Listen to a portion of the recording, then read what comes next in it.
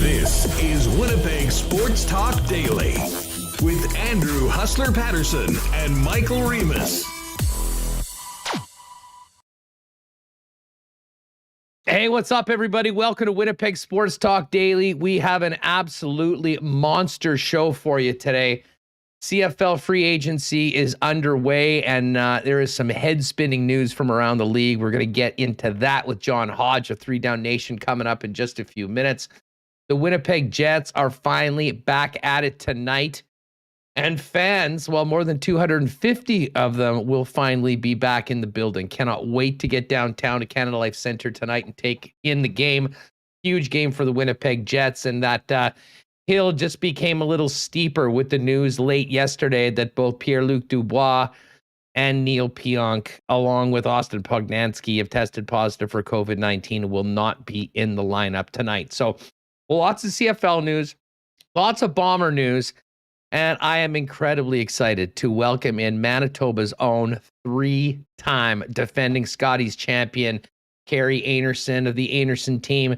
She'll join us in the 2 o'clock hour of the program. We'll talk about making it 3 in a row, another week in the bubble, and a look ahead to the World Championships for a team that is doing their best to rewrite their own pages in Canadian women's curling history. So it's going to be a great show today. Great to have you all with us.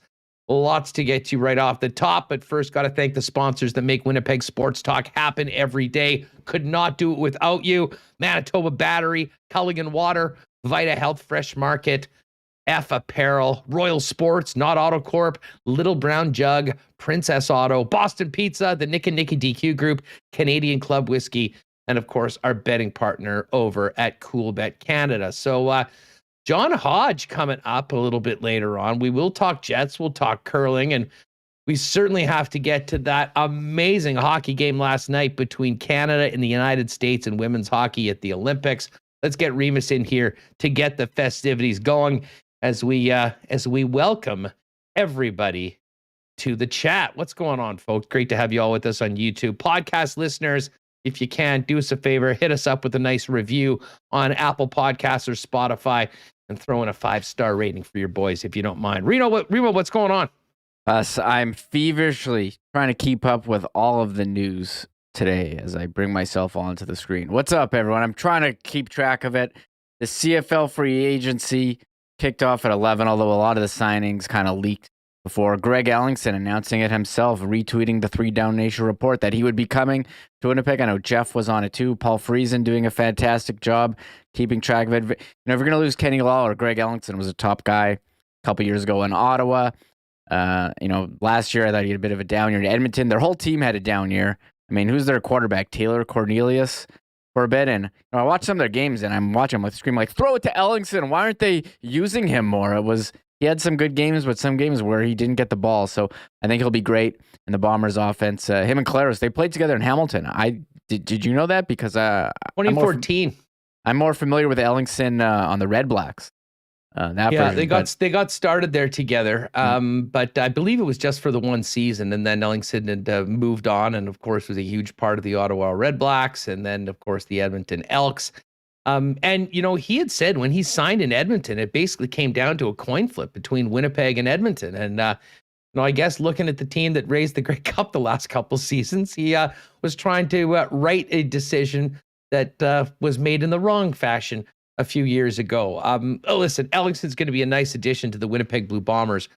But man, Reem, I mean, the story of the day, and we knew that this was likely to happen, was not about the Bombers signing a ton of guys on the open market, but probably losing a bunch. And, it started with Kenny Lawler, who's reportedly getting a $300,000 contract from the Elks.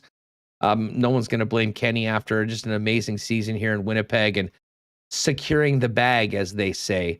But we're seeing a number of other Bombers go elsewhere. Alden Darby moving on. And of course, Darvin Adams reportedly moving on to the Ottawa Redblacks, who have been a busy, busy team, Remis, and dare I say, might actually be competitive, borderline good next year with all the talent that they've added. Yeah, I really like what Ottawa's doing. They got the Masoli-Ackland connection from Hamilton, Darvin Adams.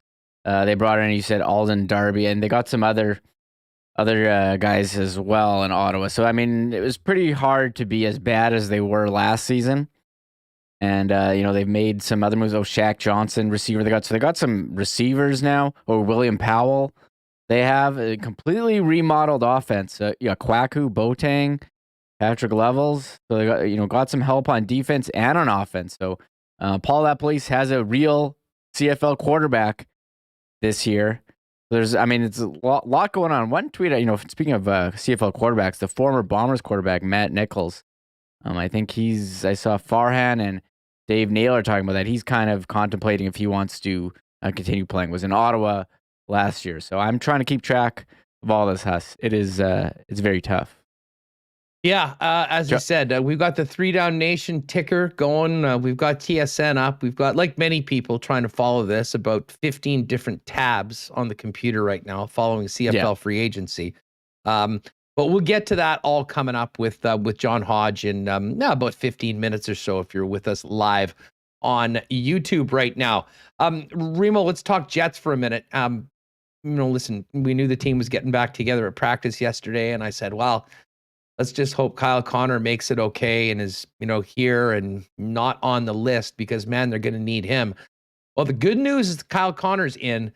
The bad news is that Pierre-Luc Dubois and Neil Pionk are not in tonight. And, man, just another issue for the Winnipeg Jets going into, 5 straight games in the Central Division, where I don't think it's hyperbole to say they need to start winning now if they want to salvage this season and play meaningful games in a month and 2 months getting closer to the playoffs.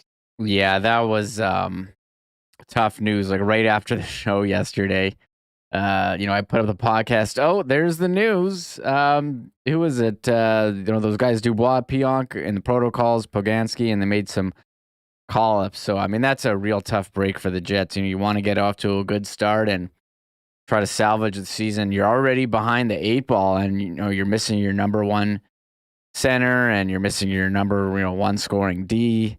Here are the lines for today's show to Scott Billick for putting these out there. Stasny, Shafley, Wheeler, Connor, Kopp, Perfetti, Svechnikov, Lowry, Reichel, Harkins, Tony Nato, Vesalainen, Morrissey, DeMello, Dylan Schmidt, Hainla, Kovacevic. Dylan Chisholm was working as the 7th D today, and Hellbuck starting in goal. So this is your lineup tonight against Minnesota. And, Cole Perfetti, he's here to stay, Huss. Ehlers out, and they gave an update, said he's, could be 2 weeks, could be a month away. They really don't know. And, maybe Dubois back this weekend, Pionk, who knows? So, but this is who you have tonight. You're going to need your top guys to be going. You're also, I think, going to need some contributions from the bottom guys because there hasn't been much offense for, as much as we've talked about Mark Scheifele not playing up to the level we think he's capable of. I think in terms of depth scoring, it just hasn't been there for the Jets this season. So they're in a real tough spot. And, Connor, he's done it with Dubois. I'll have to do it now with Kopp and Perfetti. So Kopp getting elevated to the second line center. Yeah, well, listen, I think Kopp has been a driver of a line all season long. The connection that he's had with Dubois has really, it's blossomed into a heck of a pairing and a heck of a line. And the way Cole Perfetti's fit in with those two players has been exactly what the Winnipeg Jets needed. But listen, for all the talk about Mark Scheifele over the last little while, this is a guy that could change the narrative pretty damn quick by putting his team on his back tonight, having a monster game, and helping his team get a massive 2 points. Because without Pierre-Luc Dubois in the lineup, the spotlight on 55 is going to be even brighter. I imagine he'll play even more. And Dave Lowry's going to lean on him more as the number 1 center on the team in the lineup right now to help them get a win. And, I know yesterday after practice, Lowry spoke about it. Blake Wheeler spoke. Connor Hellebuck talked. They realize you can't go out and win 10 in a row tonight. It's got to start with one game, and it's got to start with a performance that can be duplicated, that they can perform consistently. And a lot of it's going to be handling business in their own end. It's going to be attention to detail on the defensive side of things. It's going to be managing the puck a hell of a lot better than the team did for the most part in the first 42 games. And it's going to be everybody showing up and pulling on the same rope. And listen, I realize that there is going to be a lot of attention on Mark Scheifele tonight. And really, I said it yesterday on the program, Reem. I mean, going into tonight's game, and this is before we knew that PLD wasn't going to be available. I mean, I'm going to be looking at two guys, the two guys that are probably the most important for the Winnipeg Jets to get going in the right direction. And if you are someone that is still holding out hope that this season can be salvaged and, they can make a challenge to get into the postseason, it's going to start with those two guys. Connor Hellebuyck, the last line of defense, the best player for the last number of years here for the Winnipeg Jets, needs to be that guy. He hasn't always been that at this point, and now's the time. If they ever needed a big Connor Hellebuyck performance, tonight would be a great start. And of course, with Mark Scheifele. And, Scheifele's been the franchise player here for a long time, the number one center. This season hasn't gone that well for him personally, and certainly not for the team. And I think they're very closely correlated. But yeah, you want to change the narrative? You want people to be talking about other things? Go out and have a monster game tonight against a very tough opponent in the Minnesota Wild. Get a win and start off this second half of the season a hell of a lot better than the first half going into the All-Star break ended with that unfortunate loss against the Philadelphia Flyers. Yeah, and that's been the story this season. You have a game like the one against St. Louis where the team looks pretty good. They're doing all the right things, and then you go out and lose to one of the few opponents who's behind you in the standings in Philadelphia. And whether it's what was it, the loss to Buffalo or the game against Arizona, the Vejmelka game we all remember. I mean, this team has been losing, teams that are below them and teams that they should beat, or we think they should beat, and the odds makers think that they should beat, and that's just not a recipe for playoff success. And there's a number of issues with this team, but if your best players aren't being your best players, like the guys that you mentioned, it's going to be tough for you to put wins on the board. And I mean, they're in a pretty tough spot here. Already up without Ehlers. Then you're missing Dubois, who's been a monster, and Pionk as well. But we've seen crazier things, and I don't know what the line is, but I'm assuming the Jets are going to be a home dog, right? I actually haven't looked. Yeah, they are a home dog. We'll get to the Coolbet lines a little bit later on. I mean, Minnesota, I think, was 9-0-1 heading into the break. You just have to hope that maybe Cam Talbot and Kaprizov are all tuckered out from, the All-Star festivities, and maybe the team just doesn't hit the ground running like they were going into the break. Mitch, by the way, give him a follow at Winnipeg Hockey Talk. He's got a couple great pieces lately on the current plight of the Winnipeg Jets. But he asked in chat, Reem, how long before Dave Lowry goes to Connor Scheifele Wheeler? And listen, I know that is like a radioactive topic on this program and in the city because of how much Paul Maurice leaned on that line.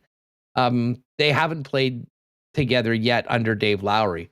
But I'll be honest, Remis, if it happened tonight, I could totally understand it.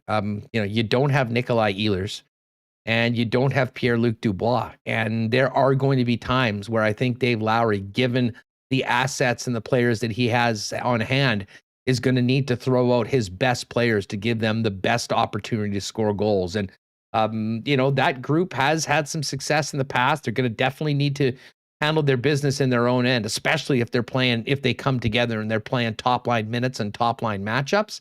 I've got some time for Cole Perfetti, maybe getting an opportunity. If you were going to put Scheifele in with Connor, maybe Perfetti on that side and, allow Blake Wheeler to play with Kopp and potentially Stasny.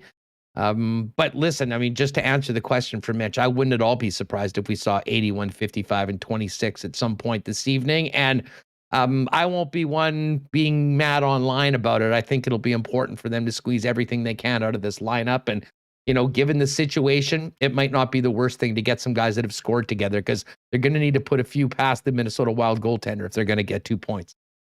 Yeah, I kind of agree. I mean, you don't have Ehlers, you don't have Dubois. I mean, those two are your top offensive players. Like, what else are you supposed to do? So, it's not working. you know that it has worked before, although maybe they give up a bit too much. And Mitch makes a great point. Mitch makes a great point. I mean, if you recall, and a lot of people, depending on what side of the narrative you're on, might not want to get to this, but I mean, that line was playing great before Blake Wheeler got hurt. Mhm. I mean, I think Wheeler had 10 points in the final 5 games, and that game in particular against Vancouver was their best game of the season. So listen, I'm not expecting that you just snap your fingers, put these guys back together, and they look like the Harlem Globetrotters against a good team like the Minnesota Wild tonight. But as I said, I mean, given the players at hand and what Dave Lowry has to work with tonight and the stakes for this hockey team, it wouldn't surprise me at all if they put those guys together, and maybe some familiarity will help them out, get things going. But as it stands, it looks like it's going to be Stastny along with Scheifele and Wheeler to get going, and then Kyle Connor playing with Andrew Kopp and Cole Perfetti. And this is a big opportunity for Kopp. I mean, Kopp has some nice point numbers. I think he's 4th in scoring, Green, but he had that hot start back when the Jets had a hot start as well. He has really cooled down over the course of the last couple months, as opposed to that crazy bar that he set for point production earlier in the season. Maybe a move to center and the opportunity to play with the likes of a Connor and Cole Perfetti might be great for Andrew Kopp. And listen, I know we harp a lot about the top 6 and the top couple lines and who's going to be scoring. Anytime the 3rd or 4th line wants to chip in with one would be greatly appreciated. And tonight would be a great night for that. Nice to see Svechnikov back in the lineup. Still wondering how he sort of fell out of favor or ended up outside the lineup in the press box a few times. Hopefully we'll see a really motivated Svechnikov come out with a great deal of energy, because that's something the Jets have been lacking as of late.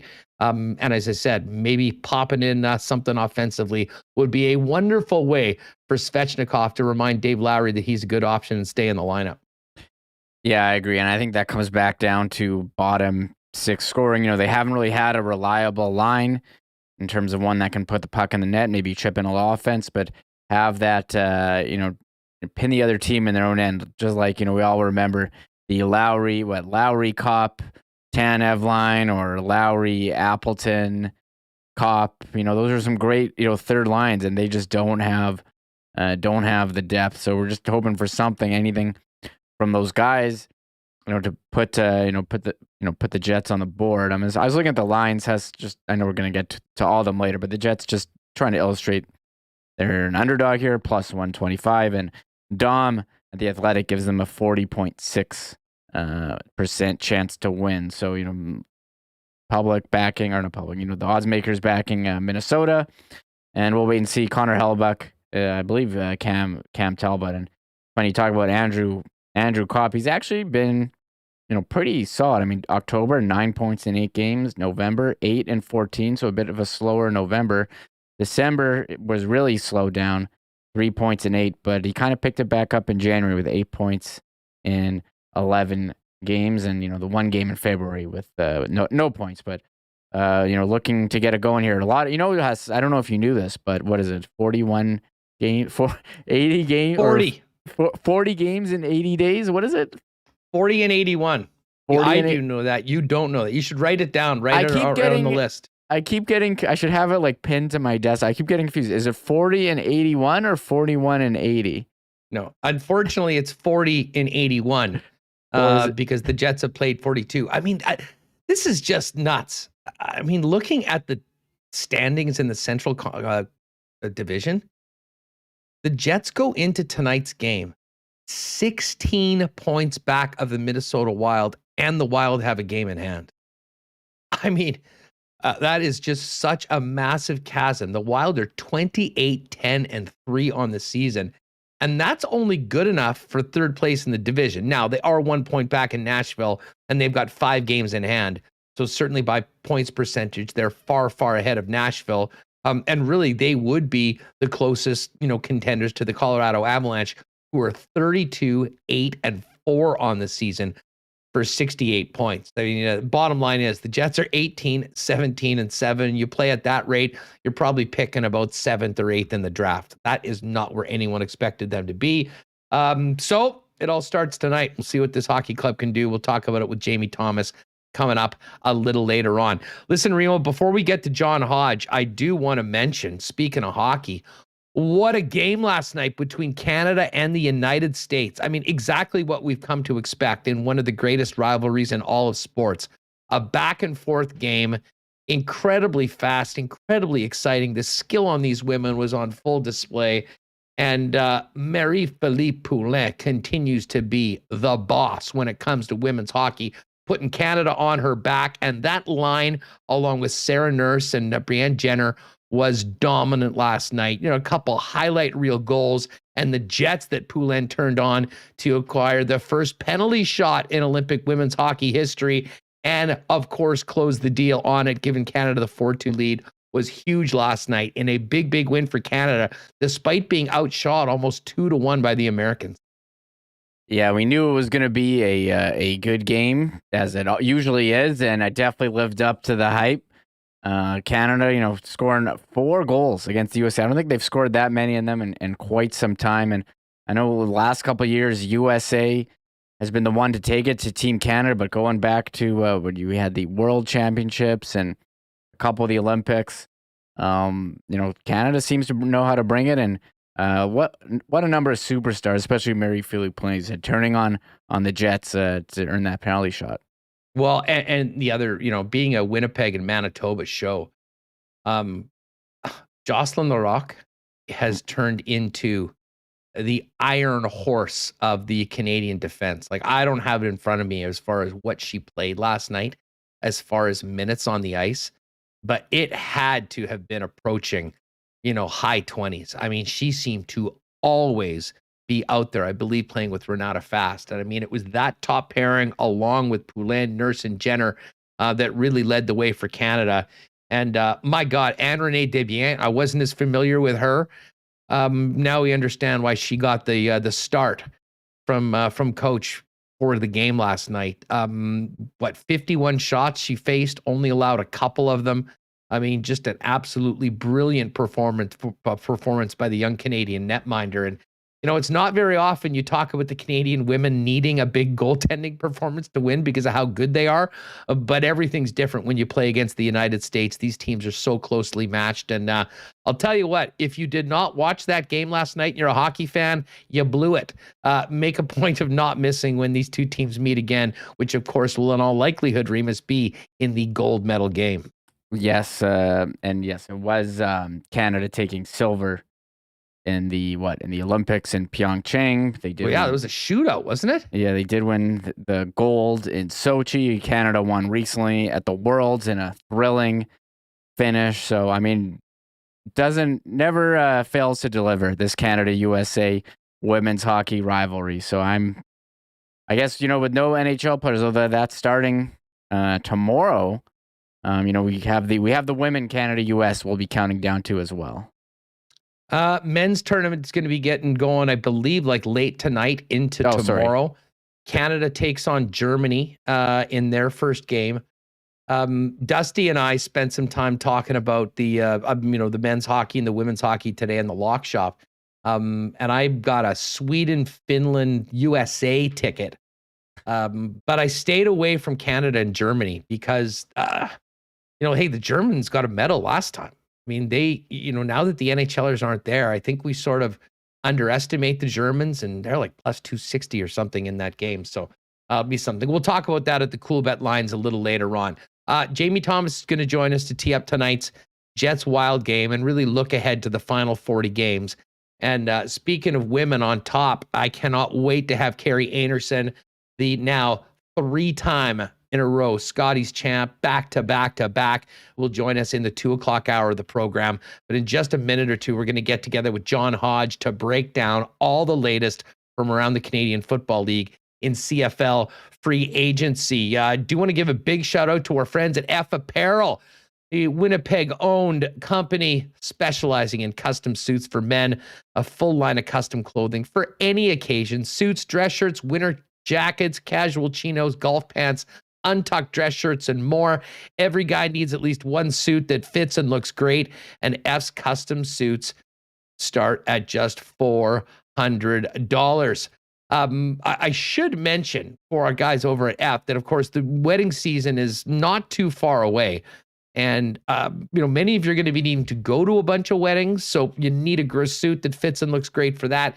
But if you're in a wedding party, F fits hundreds of wedding parties each year, and affordable custom suits, perfect for any kind of a gathering. And wedding partners get 15% off their purchase when they order a suit, shirt, and tie. Find out more by popping down and see them at 190 Smith Street, or make an appointment or check them out online at that's EPHapparel.com. It's Heart Month, and Vita Health Fresh Market is your go-to place for food, supplements, vitamins, and more to help that ticker stay as healthy as possible. You can stock up on your heart-healthy supplements and foods at Vita Health Fresh Market, with great prices on Winnipeg's best selection of natural and organic supplements, beauty products, and groceries, all while stopping by the amazing Vita Health Deli for Vita Market salads, soups, sandwiches, and more.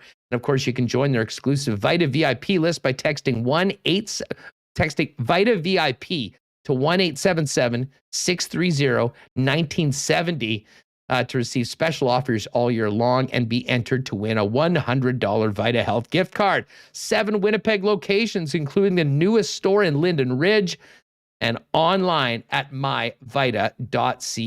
And, while we're trying to get healthy in 2022 and treat our bodies and our hearts right, it all starts with water and hydration. And when you think water in Manitoba, you think of the experts at Culligan, who've been doing it in business for over 65 years. Family owned right here in Winnipeg over at 1200 Sargent Avenue. They've got it all: water softeners, filters, bottled water coolers, whole home systems, drinking water systems, not to mention citywide water delivery services as well.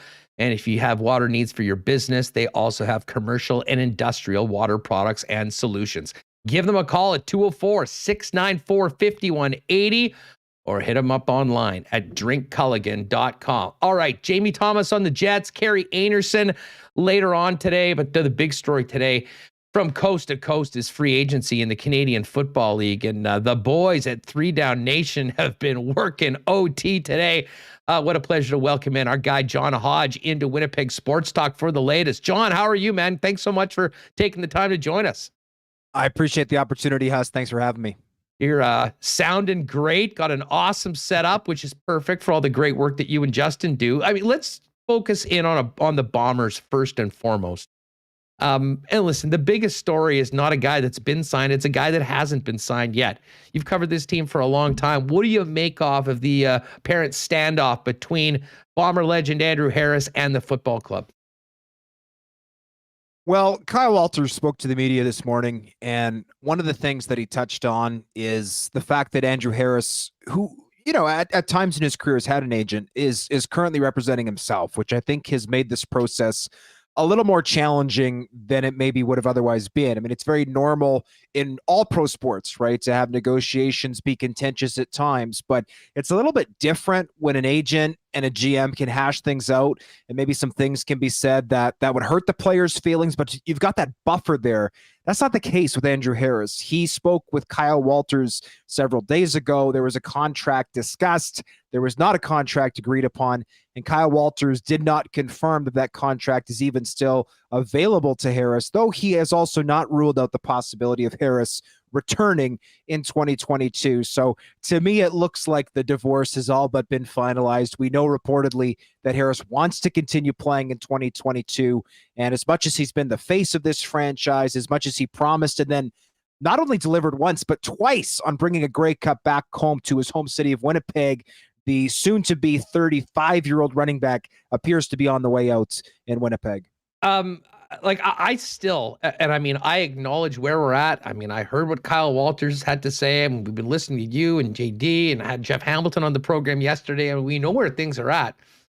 I still can't wrap my head around seeing Andrew Harris in another uniform other than blue and gold. And I mean, listen, for him, he's got to do what he's got to do. I mean, the careers are short. He does not have a lot of time left as a pro, and he's got to do what's best for him and his family. I got to tell you, I mean, despite how great as everything has been for this football team over the last 2 years, I can't think of something that would sting Bomber fans more than seeing 33 in another jersey, especially one in the division, potentially one province over to the west. I hear you, Huss. And Kyle Walters classified this as his toughest negotiation during his entire tenure as Winnipeg's general manager. He became the interim GM early in the 2013 season and then had the interim tag removed. So he's been doing this for almost a decade, and this has been really tough. And when we talk about Andrew Harris, I think we sometimes forget that when he came to Winnipeg as a free agent in 2016, following a down year with the BC Lions, he was already a running back who's approaching that 30-year-old mark, where a lot of guys, frankly, CFL, NFL, whatever, tend to drop off. And the thought was, well, maybe the Bombers can squeeze a couple of good years out of the hometown kid. And the reality is he surpassed all expectations. I think I did not have terribly high expectations of Andrew Harris. I thought he'd be a good player, but I didn't think he was a legitimate MOC candidate, Grey Cup MVP candidate, a guy who could still lead the league in rushing. And he did it 3 times, right, with Winnipeg. He did it 3 years in a row, even getting into his early to mid 30s. And so I do still think that Andrew Harris has game left. I think the question for Winnipeg is 2 things. One is, how durable is Andrew Harris? He missed 7 of 14 regular season games last year. He fought a knee injury. He fought a calf injury. And then the second issue, of course, is, well, if you keep Andrew Harris, who are you losing? Because Johnny Augustine, Brady Oliveira, the latter of whom is also from Winnipeg, have proven that they're ready for larger roles in the offense to start. And if you're going to bring back Andrew Harris at the price point he wants, you're going to have to say goodbye to one of those upcoming Canadian running backs. So certainly there's odds there, right, between the long-term and the short-term interest of this team. And I think that's why this has been so tough for Kyle Walters and company. Well, and Walters has already played his hand with those 2. I mean, they're both inked not even to 1, but 2-year deals right now, John. Yeah. So it's pretty clear that they're the future of this franchise. But I think all parties involved would love to see some way that you get the band back together that includes number 33. That being said, staying on offense, I mean, when we heard some of the money that was reportedly being thrown out to Kenny Lawler, I'd essentially thanked him for his services here in Winnipeg and was wishing him the best. Tell you what, though, I mean, the $300K price tag, I think, dropped a lot of jaws around the league. What do you just make of the receiver market so far, especially the Lawler signing in Edmonton? I think it's crazy, to be quite honest. I mean, the last time we saw a team do this was when Darrell Walker signed with the Toronto Argonauts in 2019, and that happened. It was kind of a land grab situation. It was like, well, the bidding's out of hand anyways. Let's just throw 275 at them. The cap was a little bit higher then, which makes the Kenny Lawler number even wilder, because Lawler's getting 300 and the cap is expected to be a little bit lower in 2022 than it was in 2019. So it's virtually an unprecedented signing. And I'll say this, Kenny Lawler was obviously spectacular with Winnipeg. He led the CFL in receiving yards, was the only receiver in a shortened 14-game season to hit that 1,000 and surpass that 1,000-yard receiving mark. But honestly, I think it's wild, especially when you look at who the Elks already have on the roster. They have Darrell Walker. He had a bit of a down year in 2021, but they could have re-upped Greg Ellingson, one would think, for half of what they're paying Kenny Lawler. And that's exactly what the Blue Bombers did, going out and getting the 5-time 1,000-yard receiver and 4-time All-Star under contract. I don't have Ellingson's contract number yet, but if Lawler's making 300, Brian Burnham is only making 165 in BC. That would be my comparable for Greg Ellingson. And if you're Winnipeg, it sucks to lose Lawler. He's younger. He's a little bigger than Ellingson is, but wouldn't you rather have the 5-time 1,000-yard receiver at half of the price point of Kenny Lawler? I think it's wild. And my jaw hit the floor when BC was reportedly offering 250. The fact that Edmonton comes in at 300 to me is, again, no disrespect to Mr. Lawler, but to me, that's almost borderline insanity. Offering a player that much money, that percentage of your cap, who's only had one elite season in the CFL. Well, I guess the other part of it is who the hell's throwing on the football? I mean, like Nick Arbuckle could not be less of a sure thing, I think, when it comes to CFL quarterbacks right now. And I mean, it's great to have super talented receivers, but as we've seen over and over, heck, look at the Bombers of 2019 for a good portion of the season. You can have a championship level receiving group. If you don't have the quarterback to get them the football, those guys aren't going to be very productive. Well, and I was in that media availability on Zoom in Edmonton when they introduced Stephen McAdoo as their new offensive coordinator. And I asked straight up, what are your thoughts on Nick Arbuckle? And it might be a weird question to ask somebody on their first day as OC, but here's the thing. Stephen McAdoo was in Toronto all of last season as their O-line coach, where Nick Arbuckle spent most of that campaign prior to being traded to the Elks. And I expected him to say something along the lines of, well, we like Nick, he's young, he's up and coming, whatever. He essentially no commented it, just saying like, well, we're assessing everything. And it was like, whoa, that's not exactly the vote of confidence one would expect. And with what we've seen, right, Edmondson made a big play for Jeremiah Masoli, kind of similar to the Kenny Lawler situation, actually offered more money potentially than the team that ended up getting him in Ottawa, but without a signing bonus. Masoli goes to the Red Blacks. It's certainly a head scratcher. Now they have Taylor Cornelius as well. He's going into his second year. He looked good at times as a raw rookie out of the XFL in 2021, but you're right, Huss. Right now on, a 1 to 9 list, you'd put Edmondson at the bottom, maybe 8 or 9 with BC on the quarterback tier list right now, depending on what happens with BC. It looks like they're going all Canadian with Nathan Rourke and Michael O'Connor. So arguably Kenny Lawler had the best quarterbacking in the CFL in 2021, and now he's going to potentially the worst place for quarterbacking in 2022. So that's why I'm already making a prediction. I think Greg Ellingson is going to have more receiving yards in 2022 than Kenny Lawler, just given the things that you highlighted, the quarterback play, the offensive scheme, the fit, all of that stuff. Well, and let's back to the Bombers for a second. I mean, Ellingson will be a huge part of the offense. You've got Nick Dembski, Wolodarski's re-signed, Rasheed Bailey will be there. But I mean, you're losing Darvin Adams and you're losing Kenny Lawler. Do you think that other spot will be taken by a cheap, probably unproven guy, maybe new to the league, or are the Bombers still sniffing around the free agent market to add another weapon to the receiving corps? Well, Kelvin McKnight was a guy who the Bombers were really high on in 2021 as a rookie. He started 5 games, was somewhat productive in those contests. He's a guy who I think could have the inside track to potentially starting in Darvin Adams' old spot at boundary wideout. That being said, I mean, Kyle Walters has essentially came out and said this morning, like, we're basically done for today. I think it's possible that the team will look to potentially make a play later on in the week as prices come down. I think if they do add an experienced receiver, it's going to have to be kind of similar to Naaman Roosevelt, honestly, in 2021, a guy who's a journeyman, kind of cast off maybe later in his career. I think the Bombers would be really wise to add some receiving help. One name I'll throw out there as a potential possibility is Jordan Williams-Lambert. He had a sensational season with the Saskatchewan Roughriders. I believe it was in 2017 as a big-bodied guy.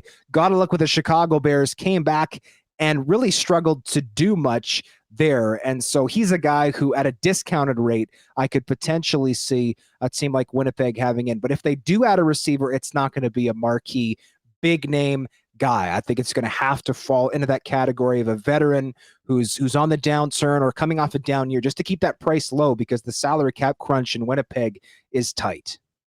John Hodge, a 3 Down Nation, with us talking CFL free agency here on Winnipeg Sports Talk.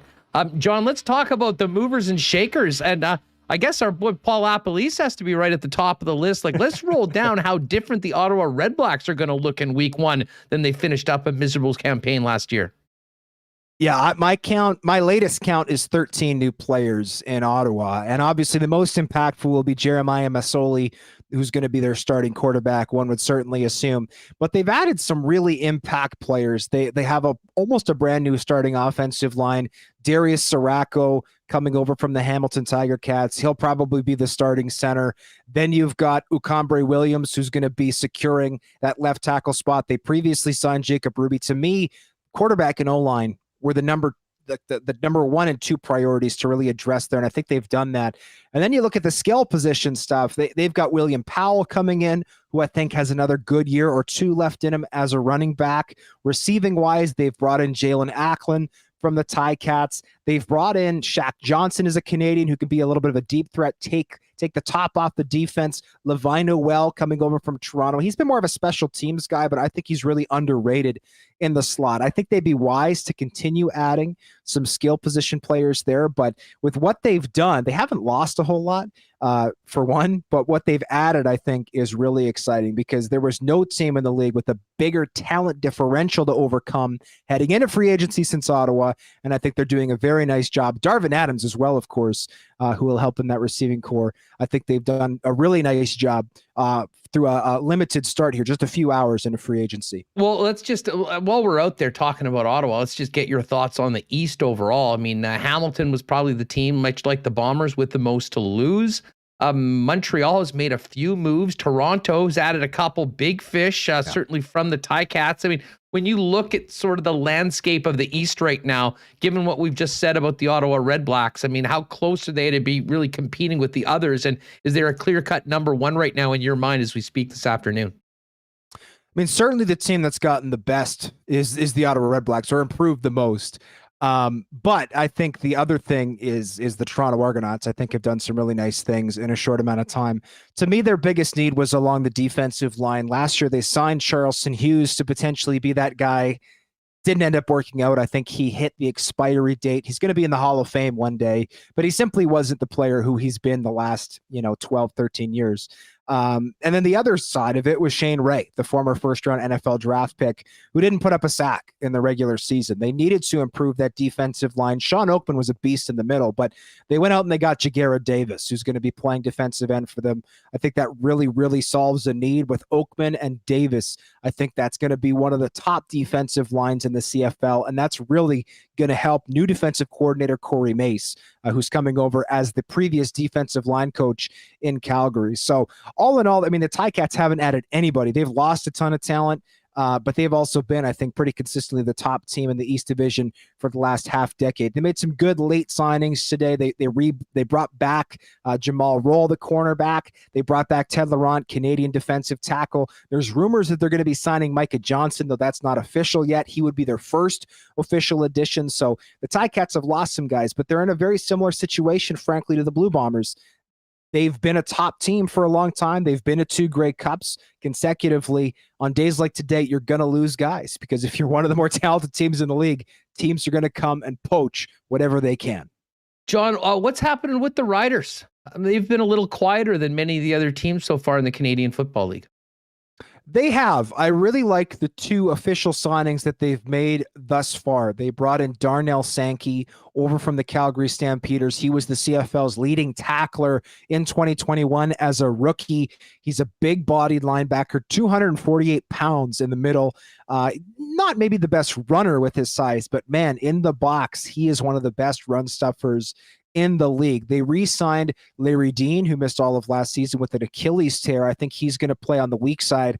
And then at strong side linebacker, they've brought back Derek Moncrief, who arguably should have been the most outstanding defensive player in the CFL in 2019. He had an unbelievable year that year, which prompted him to get to the NFL with the Los Angeles Rams in 2020. So those are the 2 big additions in Riderville, and it's pretty clear that was their top priority. We have to fix this linebacking core. Last year, Dion Lacey was in the middle. He's moved on. Micah Tights, it appears, is primed for a backup role. And the strong side linebacker spot was all over the place last year. They had a guy quit on the team.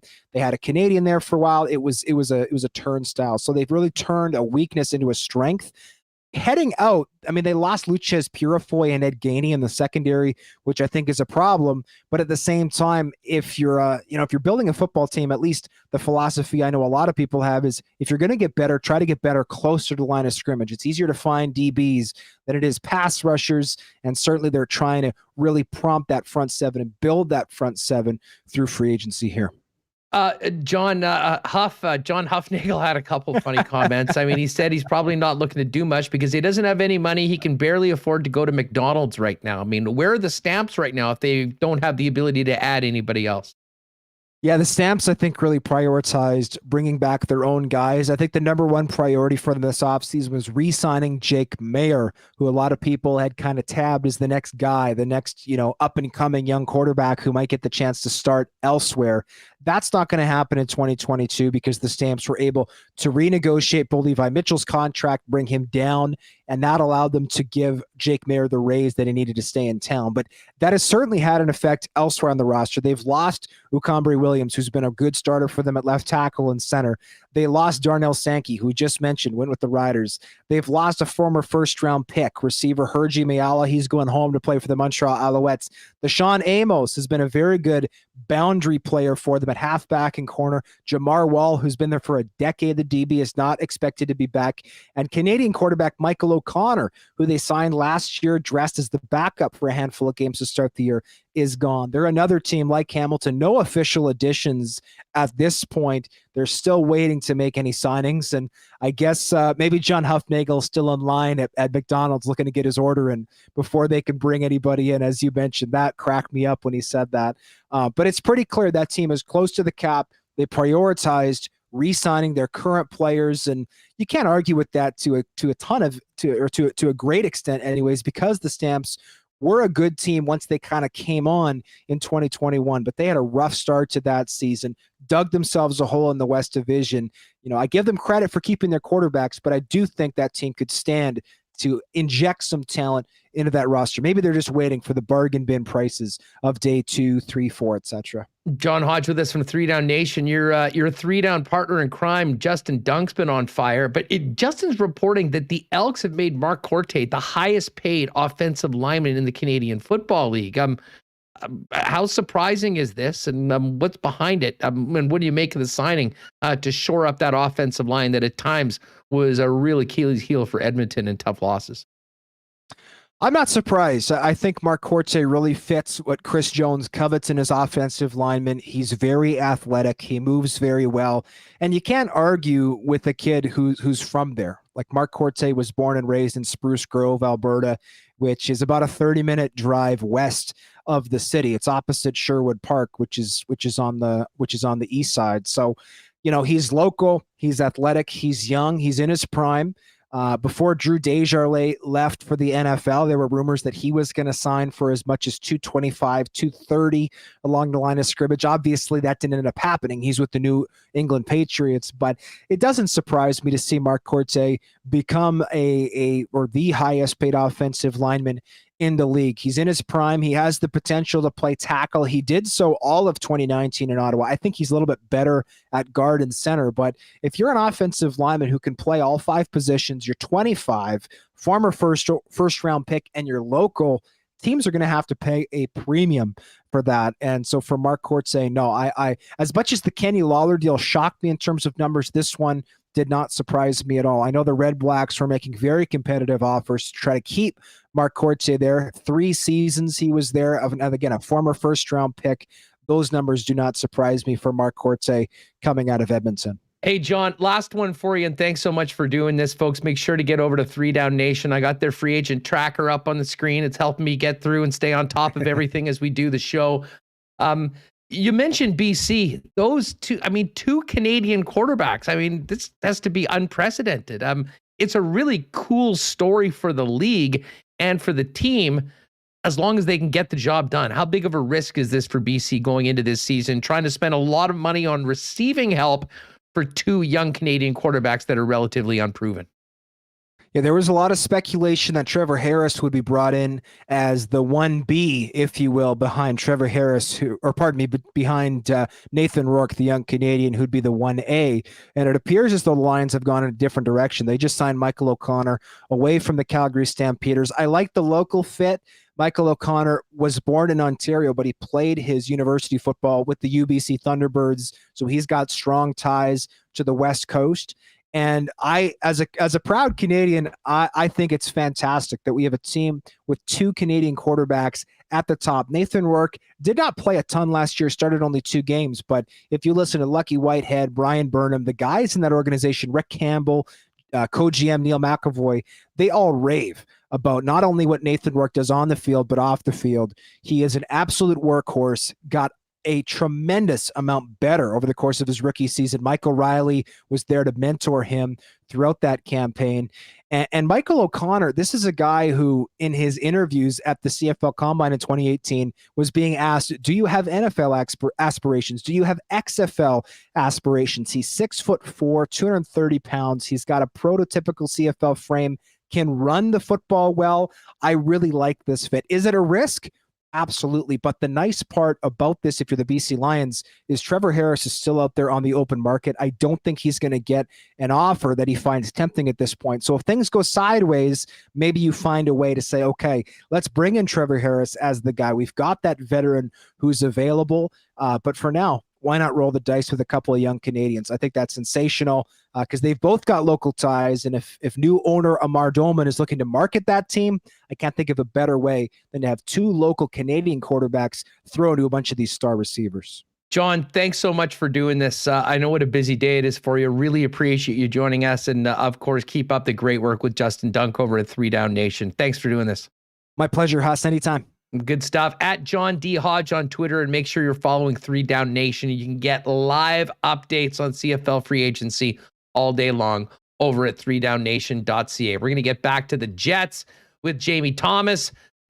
Before we do that, well, the Jets need a big start, a powerful start to the second half of the season. And when it comes to powering Winnipeg and Manitoba, Manitoba Battery remains the premier stop for all your battery needs in the province. Most automotive batteries are priced for less than $100 with Core Exchange, or they'll deliver it to your door anywhere in Winnipeg for $115 on the same day you order it, as long as you let them know by 1:30 p.m. And my God, we actually got on the right side of zero today. It won't be as cold coming up for the next few weeks. Great time to get out on the lake. If you're into ice fishing, Manitoba Battery has the flasher batteries you need to keep you catching fish for the rest of the season. Get on down 1026 Logan Avenue. See Donnie Kimbo and the gang at Manitoba Battery for all your battery needs. You can give them a call at 783-8787 or check them out online at manitobabattery.com. Royal Sports got a little note from Greg and the guys over at Royal yesterday. The Super Bowl shirts are in. Winnipeg Walter looking for that Bengals Super Bowl shirt. They're in at Royal Sports. Rams fans, get your shirt ready for the Super Bowl over at Royal. It all just came in late yesterday. They're unboxed and out on the floor. And while you're there checking out the Super Bowl merch, make sure to check out the thousands of exclusive items for Winnipeg Jets merchandise. And of course, those new exclusive Winnipeg Blue Bomber Grey Cup Champions hats that came in last week. It's all there at Royal Sports, along with their multi-million-dollar hockey inventory, snowboards, fitness center, and so much more. Not to mention all the cool stuff over on the Kings Skate, Snow, and Surf side. Pop on down and see them at 750 Pembina Highway. And make sure you follow Royal Sports Pembina on Instagram for the latest merchandise drops and sales at the store. And as we're into 2022, we're looking to get out of this winter and maybe into spring. And wouldn't it be a great time to get into a new whip? If you're thinking about a new car or vehicle for the year, make sure you start off your search over at Knott Autocorp. Why not get into the car of your dreams at a great price with the help of the Knott team? So many amazing vehicles on the lot at Waverly and McGillivray. And of course, if you're looking for something in particular, talk to the experts at Knott. They'll source it, get it here for you at the best possible price. You can also find out more on everything Knott can do for you over at knott.ca. All right, we got a hockey game tonight. I cannot wait to get back into Canada Life Centre, maybe see some of you down there and watch what is going to honestly feel almost like playoff intensity hockey, hopefully right away, considering the hill the Winnipeg Jets have to climb. But there's still 40 games left, but a lot of work to be done. Let's tee up the second half of the season and tonight's return to playing in front of more than 250 fans on home ice with Jamie Thomas at Jets TV. JT, thanks for doing this. How are you doing?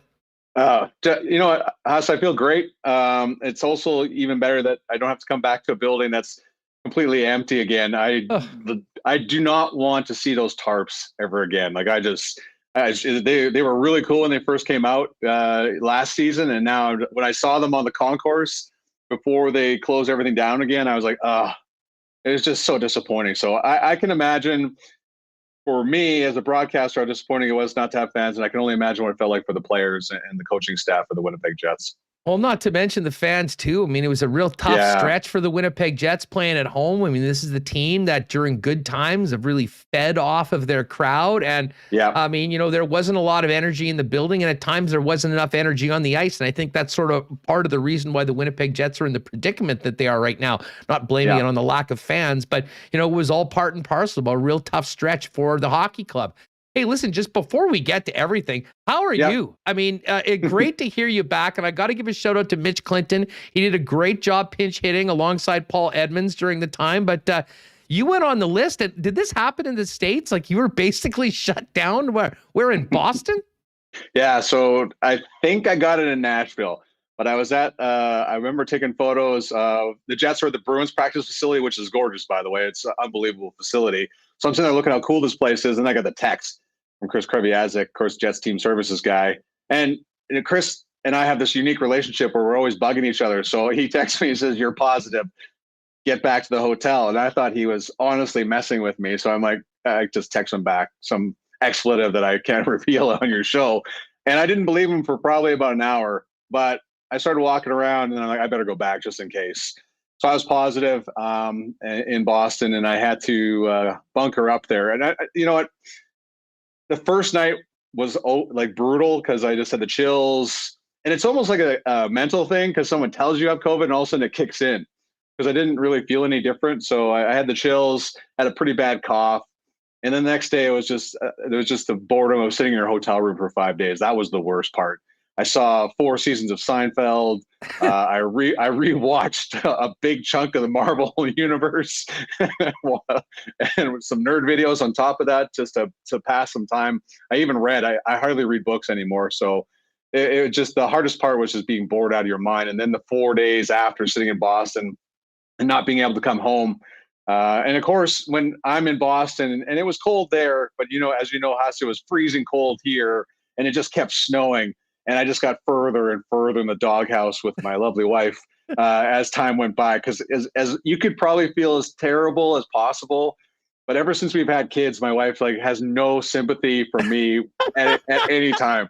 Anytime I have a cold, she's like, "You have a man cold, get up." Like there is no, so it's more about the inconvenience of me not being home to help rather than my personal welfare at this point in our marriage. Well, that was somewhat unfortunate for all parties involved. Yes. And yes, you did miss some prime snow shoveling jobs.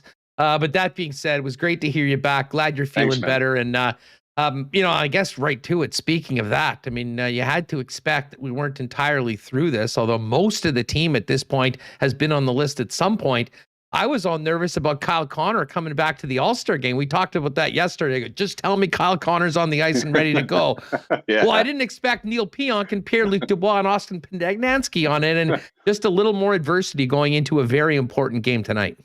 Yeah, and Blake Wheeler pointed out yesterday, you can't remember the last time the Jets had a whole team together.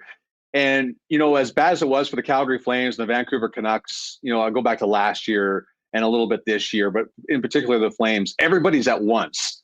But the Jets have been 2 here, 1 here, coaching staff member, traveling staff member.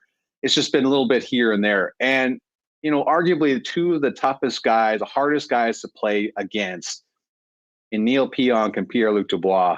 You don't have those 2 tonight. And Austin Pendagnanski, let's give him credit. He's done a wonderful job on the third line on the right side with Adam Lowry in his time up in the National Hockey League. So it's a pretty significant loss. And when you're trying to get back into the thick of things, I think those are the 2-3 players that you really don't like to see on the COVID list heading into this, especially against a Minnesota team that plays probably the heaviest game in the entire Central Division. I think it's pretty easy to state that the way they've been playing this year, and especially in the 2 games against the Jets down in St. Paul. So for those 3 players to be on there, it's just so the way this season has been going for the Jets.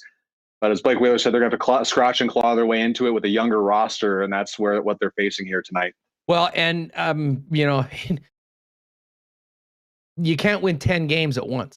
No. And they spoke to it yesterday, and maybe we can get you to expand on what we heard from, the likes of Blake Wheeler and Connor Hellebuck yesterday. Yeah. I mean, we're looking at those leaders, knowing, these guys understand how things work. I mean, they realize the deficit they have in this division, where the last playoff spot is and what needs to happen over the course of the last 40. But it seems to be very important, and certainly what they're focusing in on is, what happens next week or next month, is not even in the realm of thought right now, because it has to be on the next shift, the next period, and the next game, which of course tonight, kicking off 5 straight in the Central Division, all against pretty solid squads.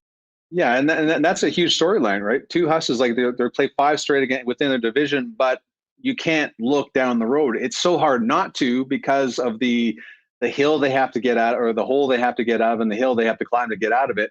And to look at, oh my gosh, this Nashville, Dallas back-to-back on the road, but you can't look that far because of the way Minnesota's been playing this year. Like 9-0-1 their last 10, and it's pretty hard to forget what happened the last time Winnipeg played Minnesota on Thanksgiving. It was in the United States. It was ugly and ugly fast, right? And you have one line that hasn't given up a goal of 5-on-5 this year. That's the Eriksson Ek line. You got a goaltender in Cam Talbot that's played in the All-Star game, Kirill Kaprizov. Man, like in the offseason this year, when Kaprizov was holding out for more money, I was like, hold on. Like, you had 1 year in the NHL, but even that first game against the Jets, I believe he had 4 points. I'm like, okay, this is – I go all the way back to Marian Gaborik. Like, they have not had a game breaker like this since Marian Gaborik. Not even close. Like, not even close, right? It's not, we can't even compare the two. And when Gaborik was with the Wild, that was when they were playing that awful hockey. Like, that's when hockey was at its worst. And they relied on their goaltending and some spotty offense here from Marian Gaborik. That is not the case with the Wild right now. They can hurt you in so many different ways. So for this mountain the way it is for the Jets, this is a great team to see where you're sitting at. And Dave Lauer pointed out they had 11 different guys from the Moose come up and play this year. And that's great to see where the development is. And you're leaning on these kids to go into the Lions den here and try and pull this team back into it. Now, enough of them play enough games in the NHL this year that there's not going to be many surprises. Billy Heinola, Jonathan Kovacevic have been fantastic this year. And I think Kovacevic has got a lot more comfortable. And Billy, I thought, had a great game in Philadelphia, -1 play. And I think that's unfortunate, because he looked the most comfortable I've seen him look in his entire time in the NHL in that game in Philadelphia, minus that. And he'll be remembered for that play that turned out to be the game-winning goal for the Philadelphia Flyers. So I think you're going to see a lot of heavy minutes with the top 4 defensemen for the Winnipeg Jets tonight. And Kovacevic and Billy will get some time. Billy's going to get more time in the power play, but it'll be spot duty for them because of the heavy game that's going to be played here tonight. I think Kovacevic can play a little bit more to it, but I'm not quite sure where Billy is in that department right now. Well, it's funny you mentioned that, and T. Konopali just mentioned this in the chat.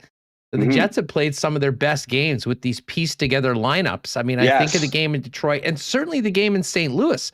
I mean, I know had a lot of praise for Villy in the Philly game, and I'll agree with you on that. Yeah. I thought his game against the St. Louis Blues was phenomenal. He was playing with Neil Pionk. He played almost 20 minutes. I mean, he had that sort of confidence and that swagger of a player that, can do a lot of things that, frankly, we don't often see from a lot of the defensemen on this club.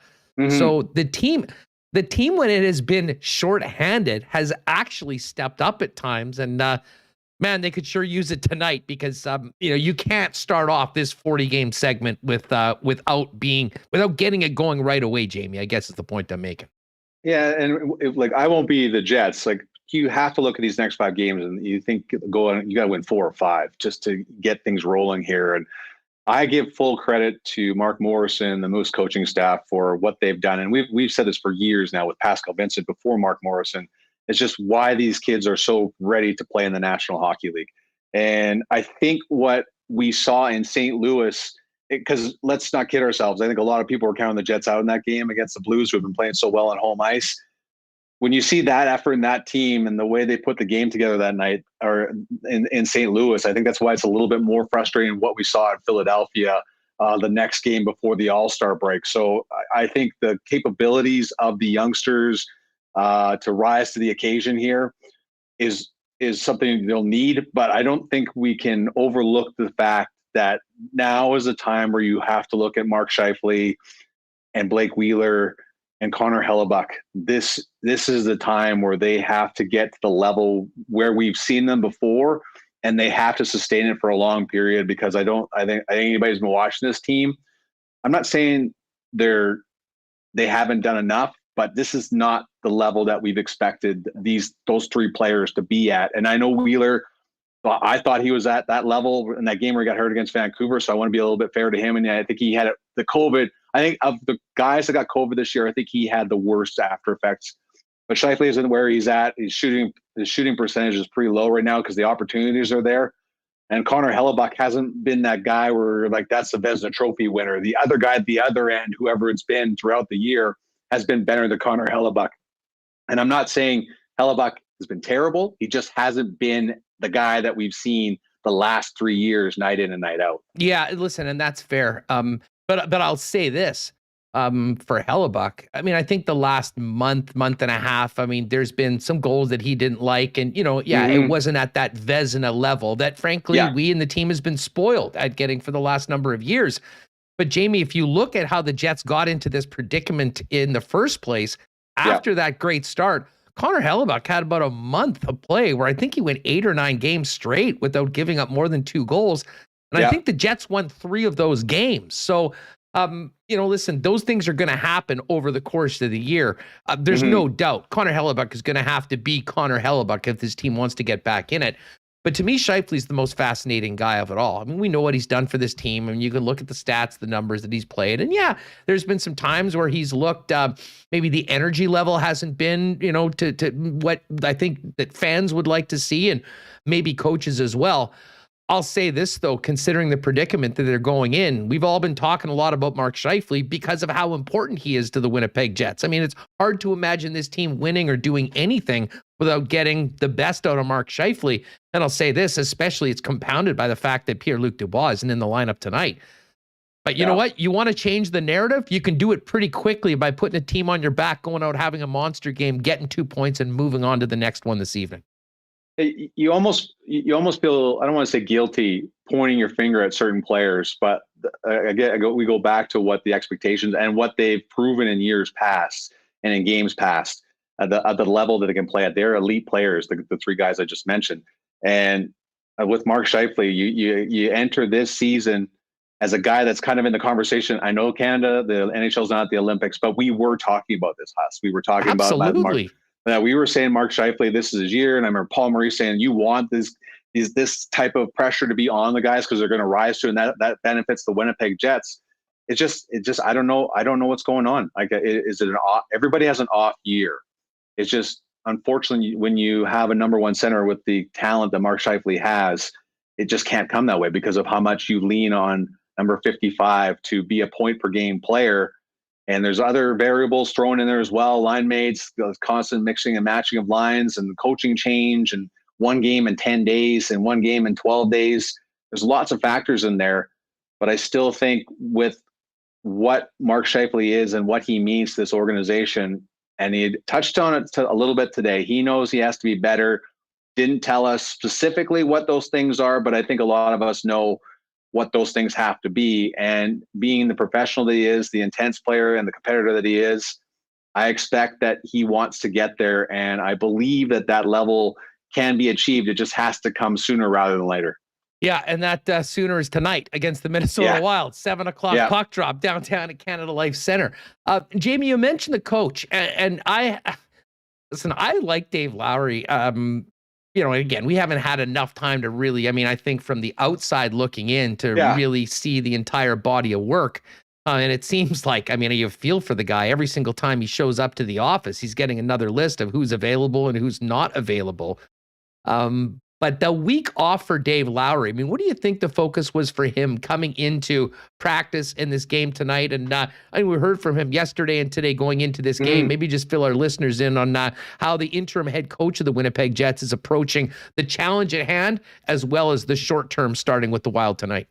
Right. And I think the best way to wrap that up or kind of summarize what you're asking is what he said, right? We're talking about the 5 games against the Central Division, but he says as a coach, you're not looking down to Nashville and Dallas, because if you do that, you're going to miss something. So I truly believe when he says that they're looking at this 1 game at a time, you have to, as a coach, I still think it's very relaxed because they understand it hasn't been the easiest of roads. There's a lot of things that have happened this year.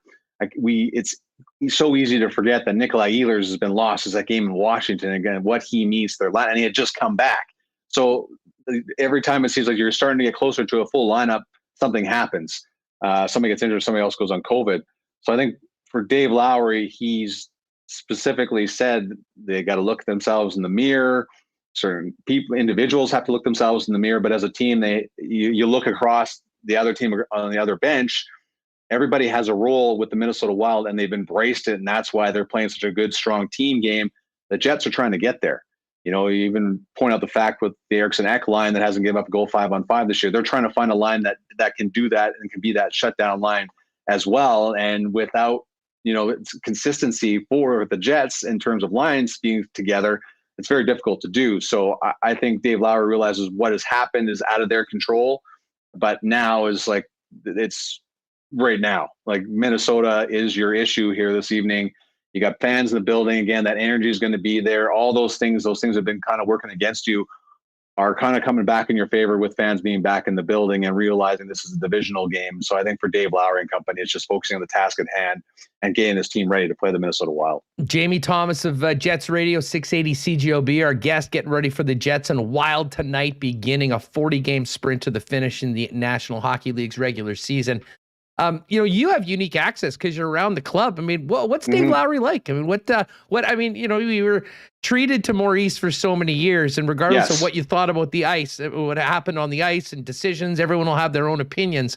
I mean, there's no greater orator, storyteller, and he was a special human when it came to, telling stories and, keeping the fans and the media involved in it. Big shoes to fill, certainly from that standpoint. And there's only one job, and that's winning hockey games. But what's it been like? What have you learned about Dave Lowry during the time that he sort of moved from the shadows of Maurice into the head guy behind the bench?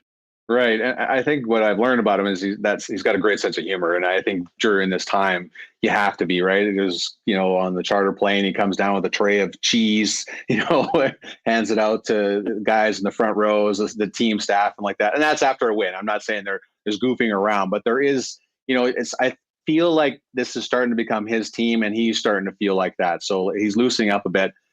Clearly having the broadcast meeting with us is a new thing for him after Paul did it for so long and so many years. Right. And he's clearly loosening up a little, joking a little bit about things too. So I do, he's serious. He wants to win, but I don't feel like that stress is getting to him just yet. Right. There's a lot of things working against them, but this is truly starting to become Dave Lowry's team. And he's really put young guys in positions to succeed and seen a lot of them do just that. And that was one of the things that Dave Lowry was really good at here, from coaching in the Western Hockey League for so long, being an assistant with the Los Angeles Kings, is helping out those younger players. And that's really been his strength. And you're starting to see that with the young guys and how well they played in the NHL this year.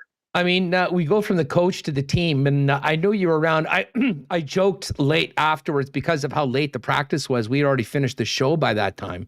Yeah. And we were already sort of worrying. I mean, I joked. I said, just telling me that Kyle Connor's going to be there. And, oh, no, Pierre-Luc Dubois and Pionk and Pugnansky's are out. And, at this point, I mean, the guy's probably just sort of like, oh, yeah, what else is new? But how would you describe the practice yesterday, the feeling around the team, knowing the pressure on them, the expectations that were there at the start of the season, and the task at hand? I mean, you were around. I mean, how would you categorize just the vibe around the team going into game number 1 of 40 in an incredibly packed schedule? I would have to say serious, right? I talk about the fact that Dave Lowry's kind of been loose and realizing things, but the players like Wheeler, Connor Hellebuck yesterday, referring to the fact, Wheeler's about scratching and clawing their way into this with a younger roster. Connor Hellebuck's don't look too far down the road. Mark Scheifele's talking about what he's got to be better as in the second half of the season. Josh Morrissey acknowledging how tough of the road is going to be ahead. I think they realize what's in front of them. So I don't want to say they're tight, but they're very serious and understanding what's going on here. And Dave Lowry asked about what can get that confidence back and just winning. A win tonight against the Minnesota Wild would do a tremendous, step forward for this hockey club in a long road here and with 40 games to go. But to answer your question, it's a pretty serious bunch here at Canada Life Center today. JT, before we go, let's dig in a little bit into the extended injury list right now. First off, Nikolai Ehlers, my God, I mean, the team misses him. I mean, he's such a dynamic and electric player. He can change a game himself at times. I knew when we saw that he went on LTIR and we knew that there was the potential of coming back in mid-February, which would be next week. It was probably optimistic. We got a little more clarity from the coach today that we shouldn't be holding our breath on Nick immediately popping into the lineup as soon as he is technically available. Yeah, I think another indication too is he went home to Denmark, right, to visit family and friends, and that's there's Dave Lowry referred to the fact that there's not much else he can do in his return from his injury, and there's really been no timeline sent as to when that's going to be, and storyline continues to be it's going to be a long time here. And I just, you watch that game and that hit at that time, you're just maybe the optimistic guy in me thought it wasn't going to be as bad as it was because, the way Ehlers was yelling, I thought you'd come back a little bit later in the road trip, but it's a lot more serious than that. And no clarity really in that aspect has been given outside. It's going to be still a long time to go here. Yes, well, the old lower body injury, unfortunately, it is a long-term lower body injury, and that's a big blow for a Winnipeg Jets team that needs all hands on deck right now. As far as the blue line goes, it's been, Samberg and Stanley and Beaulieu, now Pionk on the list. Give us an idea about where guys are at as far as being in non-contact jerseys and who might be available in the next week or so based on what we've gathered from Coach Dave Lowry.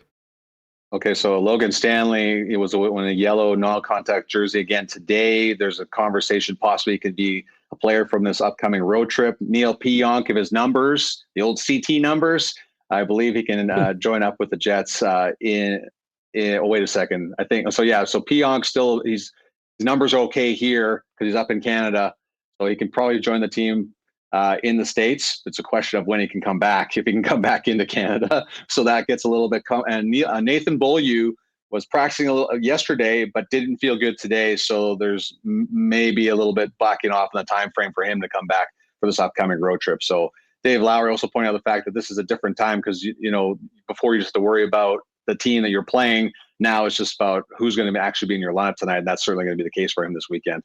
Yeah, no doubt about it. Hey, on a positive note, how much fun it's been to watch Cole Perfetti sort of get comfortable in as an NHLer.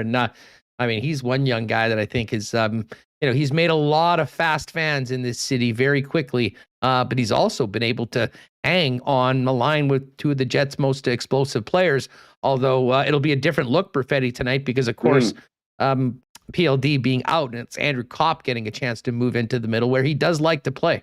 Loves it, yeah, and we've heard about it, right? And that's what I think I love about Andrew Kopp. It never holds back on what he's thinking, and certainly where he feels the most comfortable. With Cole Perfetti, I was concerned maybe 5 games ago about his confidence levels, and maybe if it'd be best for him to go back to play with the Manitoba Moose. But as time has gone by, and he's got more comfortable playing with Pierre-Luc Dubois and Kyle Connor, you kind of see why he belongs in the National Hockey League.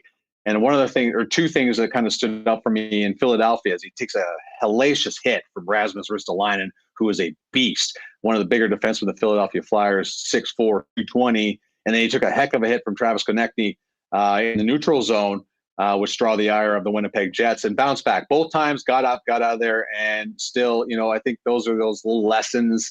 And the fact that you realize those are the types of hits you're going to take in the National Hockey League at the speeds that you play at. But the thing to me is he did not shy away after that. I didn't see him backing away or not wanting to go in the corners at all. So Cole Perfetti has really, truly grown a lot every single game. And I think we knew that when he got drafted. We'd heard that about him. Smart kid. I knew you kind of figured once you played enough and got comfortable. And it certainly helps play in the top 6 with some talented players on the Jets right now. JT, it's going to be fun to be back in the building, even with just a half crowd. It'll be a heck of a lot better than those two. They were miserable, I think, for both on the ice, off the ice with 250 in the building. And you get to be back, tarps. Yeah, you get to be sitting beside your guy, Paul Edmonds, who, despite the ups and downs of the team, still continues to produce at an all-star level each and every broadcast on CJOB. So give a big shout out to Mitch, because I thought he did a great job of pinch hitting while you were on the DL. But it'll be great to hear you guys back. And fingers crossed, maybe get a result tonight and get a little bit of momentum and excitement heading into a couple big ones on the road later on this week. Yeah, just the right way to start. And full credit to Mitch Clinton. It's not easy to be kind of called in the last second. He had no idea that he was doing it. Perhaps that's for the best. And of course, my broadcast partner, Paul Edmonds, is as professional as it comes. It doesn't matter who's sitting beside him. But it was great to see him in Philadelphia. I had coffee with him the first day back. And I always enjoy my time with the big fella. Well, listen, we'll look forward to the broadcast tonight. We'll catch up soon. Thanks so much for taking the time today, and we'll look forward to this game tonight and see what happens going forward. A lot on the line right now for the Winnipeg Jets right out of the gate post All-Star game. Yeah, thanks a lot, Huss. Good to see you too, and I love the background. You a really nice apartment. Things are going well for you. I see you've moved up in the city. Come over for some NBA jams sometime after a win sometime. We'll get a couple 1919s and go at it. I would love to have that chair. First off, I'm extremely jealous of the chair because I know the power of that chair. So, right on, Jamie. Thanks a lot for doing this, pal. Anytime. All right, there is Jamie Thomas of Jets Radio 680 CJOB. Big one tonight for the home side. They got to get some wins and they got to start it now. Speaking of winning, we'll be speaking in a moment to a lady that's been doing a hell of a lot of winning. And that, of course, is Kerri Einarson, skip of the 3-time defending Scotties champions, the Kerri Einarson team. And we'll do that as part of our Princess Auto curling report. Of course, Princess Auto, proud sponsor of the Jen Jones team. They are in Beijing right now. Saw Jen and the girls at the hockey game last night, taking in a number of the Olympic events before things get going. First game is coming up tomorrow, 6:05 a.m. against South Korea.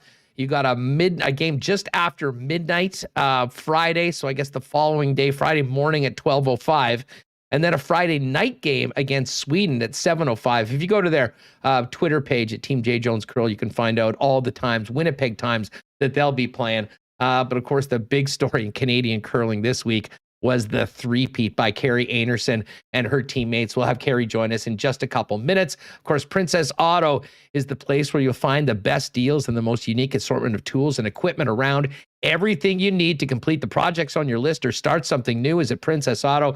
You can visit them at one of their 2 Winnipeg locations or check them out online and shop 24/7, 365 at princessauto.com. Well, the Jets are back in action tonight. We finally got a little loosening of that 10 o'clock last call, so it might be a great day to introduce yourself to some of your friends if you're not going to the game, and pop by your local Boston Pizza to check out the game on the big screen with the big sound. Enjoy some ice-cold schooners, some gourmet pizzas, and of course, those famous Boston's wings. And if you are staying home, you can order those great game day deals and meals online at bostonpizza.com with citywide delivery and delivery as well all around Manitoba near your closest Boston Pizza.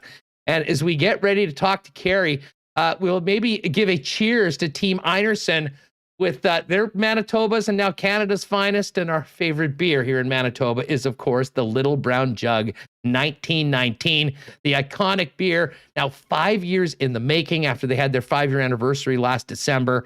And maybe the Brute IPA built for it. But what they're really going at right now is, of course, the Little Brown Jug Double, which is a great winter beer, a malt-forward Abbey-style ale with rich dark fruit flavors. You can get it at your local liquor marts or, of course, Little Brown Jug on William Avenue. And if you're staying home or it's just too cold to go out, not today, Little Brown Jug delivers beer straight to your door 3 days a week on Wednesday, Friday, and Saturday. Order online at littlebrownjug.ca. Well, I have a feeling they may have had a run on a few beers in Gimli, Manitoba over the course of the past week, because Team Einarson has done it again. 3-time champions now, back to back to back. And what a pleasure it is to welcome in the skip of the defending Canadian champions, Kerri Einarson, to the program after their 3rd straight win at the Scotties in Thunder Bay on the weekend. Kerri, what's up? Congratulations, and thanks for doing this. Hi, thank you so much for having me. I'm excited to be on the show. Well, it's a pleasure to have you on. You know, we were in contact with Coach Carruthers all week last week, kind of getting updates. We didn't want to bug you while you were on. And I said to Reed, well, you know, hopefully things go well and we can get Kerri on early next week talking about another Canadian championship. How are you feeling? You and your teammates just must be over the moon after such a successful week in Thunder Bay and doing it again. Yeah, it's pretty exciting. It hasn't fully sunken in yet, actually. Just got home last night and actually had a friend stop in and had a drink with them, and we chatted for a bit and got some big hugs from my husband and my girl. So that was exciting to see them, and I had a welcome home poster all set up from some friends that stopped by and hung it up on my deck. That is so great. And of course, this was another week or period of time in the bubble. I mean, of all athletes, you might be the most experienced bubble survivor we have right now coming out of the pandemic. I mean, is this just old hat for you now, getting into a hotel with your teammates and not doing anything except curling and getting ready for your next match? Kind of nice, not doing anything. No, like it's challenging being in the bubble and not being able to go out to a restaurant and using skip the dishes all the time. It's challenging, and eating the same old stuff all the time out of a to-go box, and it's not fun. But we made the best of it, and that's what we've been doing in the bubble. So we play a lot of board games, marbles, and Reed brought a Nintendo game, so we played some of that. I got a sore thumb after playing. You got to take care of your thumb. That's an important piece of equipment for a world champion skip. And it was getting pretty heated sometimes. And when I didn't win many marbles games, so that kind of sucked. Well, I can tell you, I mean, first off, I don't want to miss this out. The entire chat here at Winnipeg Sports Talk is packed with just people giving congratulations, saying the champ is here, another title for it. They call her the champ, now champ. It's imagine, I mean, this is not new for you guys, but I mean, you and your teammates are moving into some rarefied air in Canadian curling history. I believe just the fourth time ever that a team has won 3 straight Scotties. I know it's just happened, but I mean, has that sunk in? I mean, just how far you and your teammates have come and what you guys have been able to accomplish still with a ton of road ahead of you to win more championships, both national and in the worlds? It's pretty amazing to be included in something so special like that. It's hard to win one, can't even imagine like winning the 3, right? I never even thought of that. It was a dream come true winning 2, and to win a 3rd is pretty exciting. So we're just letting it all soak in and riding it out, and then we're gonna get ready for Worlds. I just have to touch on, you mentioned the marbles comments, and that set everybody off in the chat, because every week at the end of Friday's show, we take everyone that's with us on YouTube and put them in for a marble race, and we give out some hoodies and some stuff from Canadian clubs. So, you know what? We will have a Kerri Einarson marble in the race on Friday, even if you're not able to join us. And I'll let you know if you win. We'll have a nice package for you from your friends here at Winnipeg Sports Talk. Kerri, let's just talk about the week overall, because, by the way, I've got to personally thank you guys now that we can bet on curling. We went heavy on you guys to win the group. And then, so I mean, that was very nice. I have many people here thanking you for that. And I mean, you guys steamrolled everybody 8-0. And then with the weird format with having to play a game to get into the 1-2, that was the one game that you lost. And frankly, in a big picture, probably the worst time to lose a game. How did you guys handle that loss and, getting it back together right away and running the table to another championship through Saturday and Sunday? Yeah, it probably wasn't the ideal time to lose a game, but with how we put ourselves in, how we did so well in the round robin and put ourselves one game further in that playoff round, helped.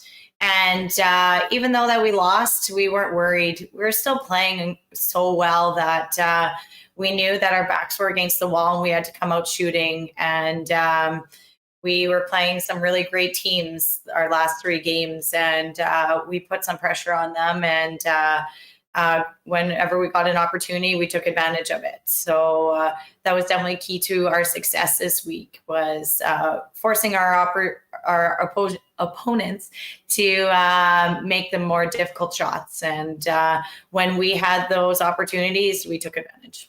And I mean, one of the unfortunate sides just for Manitoba curling fans was the fact that both your team and the Fleury rink lost on Friday. And I mean, many of us were sort of looking at, all right, we're going to maybe have a 1-2 matchup and then an all Manitoba final. And all of a sudden, the two of you guys are going at it, arguably the top 2 ranked teams in the field in a do or die game. I mean, that was a game that obviously you and your teammates had to just forget about Friday night, step up. And man, were you guys able to do that? Yeah, we didn't play bad in that loss. We just didn't capitalize when we had opportunities. And we knew that we were still playing so well that we just had to park that loss and move forward. And that's what we did. We knew Tracy and her team were playing really well, so that we had to play well. And we got down early, but we never ever gave up. And we came back with some big ends to take control in that game.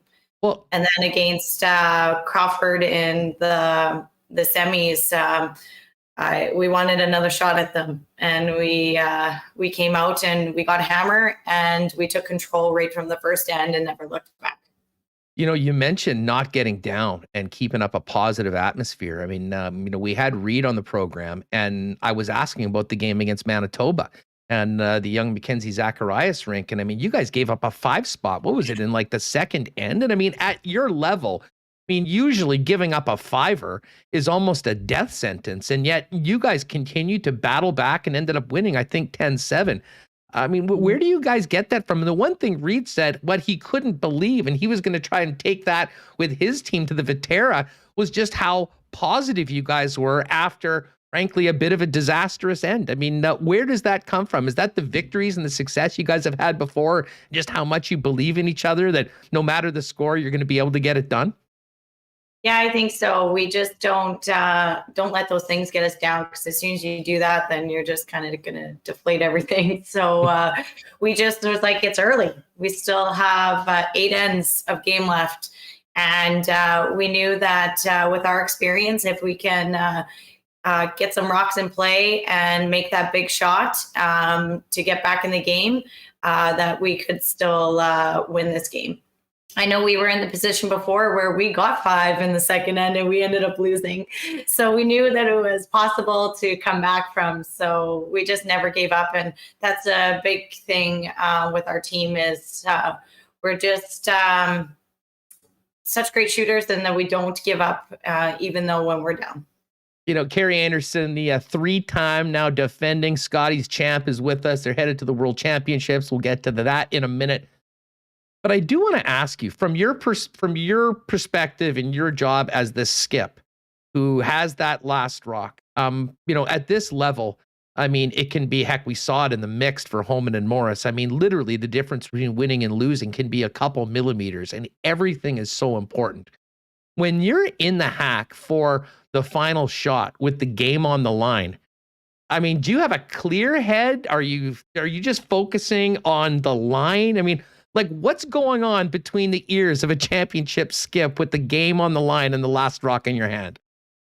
I just kind of tone everything out. Just if I'm throwing a draw, I'm focusing on bringing my sweepers into play and thinking on the speed, thinking back to previous draws, and just kind of just relax, just not overthinking it, and just get in the hack and just, okay, I want to throw this, and just throw it to make it. And we did that this week. We just threw it to make it and weren't afraid to make those big shots when we needed to. Have you always been that way? Or, I mean, is that a skill that you acquire from ups and downs and winning a lot, but also learning lessons from losing? Yeah, we definitely learned a lot from losing. When you lose, you gain those experiences, and I know it sucks to lose. I hated it, but I wouldn't be where I am today if I didn't. So we just learned so much from all of our tough losses and took that going forward, and knew what it took to win. So now it's just keeping that easy composure out there and just playing loose. Kerri Einarson with us. Kerri, it's so easy for us, and often it happens, when people just focus in on the skip because, you're watching the highlights if you're not watching the game and there's the last shot. But I mean, this is an incredible team game, and your team and the women on your squad have come together to be, well, as we said, I mean, doing some historic things right now. Tell us about putting that team together and why Brianne and Shannon and Val have become, such great teammates, and you guys together have done such special things. My team is absolutely amazing. I wouldn't be where I am today without them. They make my shots for me.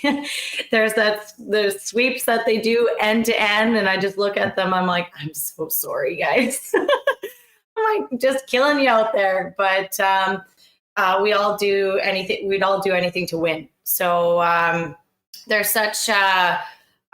They work so hard on and off the ice, and when we put this team together, everyone just really embraced their roles. No one thought 4 skips can do it, but here we are today, and with the drive and willing power to win, that you can do anything. So Brianne, like when I asked Brianne to play, she's such a touch player, great at draws. She's tall, strong. I knew she would make a really great sweeper and a shot maker. Shannon has brought so much positive energy as well, and she's strong, and she can throw those high hard ones when you need it. And Val as well is just all around just an amazing player and very smart with the game, strategy wise, and she definitely helps keep things calm for me if I'm not seeing something right, or she's been such a great third for me and supportive, taking over that supportive role. And I just can't thank my teammates enough. How, I mean, you mentioned it's very unique to bring 4 skips together and try and create a team. And I'm sure there's some pitfalls to all of that. But you mentioned, I mean, just how seamless. I mean, you look at, I mean, well, like, listen, the record speaks for itself. You guys have won 3 straight Canadian championships, but was there growing pains at all with the squad earlier on when you put it together to sort of learn how to use everything that you all bring together to be the best team possible, playing for the other women? I mean, some significantly different roles than they've probably been in the majority of their curling careers. Oh, for sure. There was lots of growing pains and even physical pain for the girls because they weren't used to sweeping. And now they just like go to Cairo and physio and all that stuff to maintain their bodies. It's crazy, but we worked so incredibly hard to get everything together and to be where we are today. And that comes from coaching and working off ice with sports psychologists or even physical, like in the gym constantly. Those girls are absolutely ripped. They're so incredibly strong, and I really do have the best sweepers in the world. Kerri, now World Championships. Well, first of all, what's next? Is there anything, will you guys be playing before the Worlds? It's such a strange season right now with the way everything's been screwed up by the virus. Fill us in on what's next for your team before you're throwing rocks trying to win a World Championship. Well, for us right now, we're just going to take a week off and let things sink in and enjoy our family time. And then we're going to get into some training in the weeks to come. So we're going to get out with Reed again, and he's going to put us through our paces and make us sweep. And yeah, he's been a great addition to our team, and he definitely has helped with our success. Yeah, how did that come together? You know, he actually mentioned that, this, and originally he didn't even think he'd be able to do it until they changed when the Viterra men's, and funny things always sort of seem to happen for a reason. But we know Reed, I mean, incredible curler. He's done it from the skip position, other positions, and just a really great dude and a very positive guy. But tell us about how that came together and, the influence maybe of a new voice with your team and how it helped you in Thunder Bay. Yeah, we when Heather told us that she wasn't going to be joining us for the Scotties, we were like, okay, well, who are we going to get? And we sat down and thought of some names, and then Reed's name came up, and we're like, I think he could be a really great fit. He's coached before, he's done curling camps, he knows what he's talking about. So when I phoned him, he was very much excited, and he he was like, okay, well, I got to see if what's happened with the Viterra, if that's a go, then no, I can't because it'll conflict. And so I was just hoping that it would be postponed, and got the call, and it was. So I was pretty excited and called the girls, and we got started right away. We started practicing, and Reed was showing us different practice plans and holding the broom for us. And he's just been absolutely amazing. He keeps it light for us, tells us so much jokes, and, just keeps us laughing. And I think that has definitely brought new energy to our team. Hey, Kerri, just when it comes to practicing, how challenging is it just to get the entire team together? I mean, how often do you do that? Because, you are living in different areas. even if you're in Gimli in the city, it's not like a 10-minute drive down to the rink. How do you guys handle all that, especially with Val being someone that, isn't a native Manitoban? Yeah, we weren't able to throw with Val before, but we've been playing long enough that that I know how she throws. And but we kept in touch. We FaceTimed her during our practices, let her know our practice plan. We did our check-ins with her. And then also my team will meet in Petersfield, kind of meet halfway, or I'll go into the city one day. So we kind of just split it up. So not one of us or all of us are doing all of the traveling. Well, listen, practice makes perfect. And you guys were just about perfect, but perfect enough to win a third championship. Listen, it's such a great story.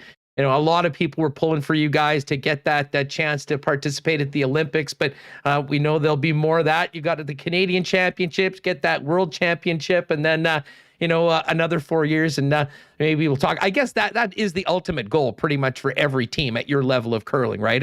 You want to win the Scotties. You've done that. You want to keep doing it. You continue it, a world championship, and certainly the Olympic Games. And the fact that it's every 4 years makes the pressure involved in that, that much higher.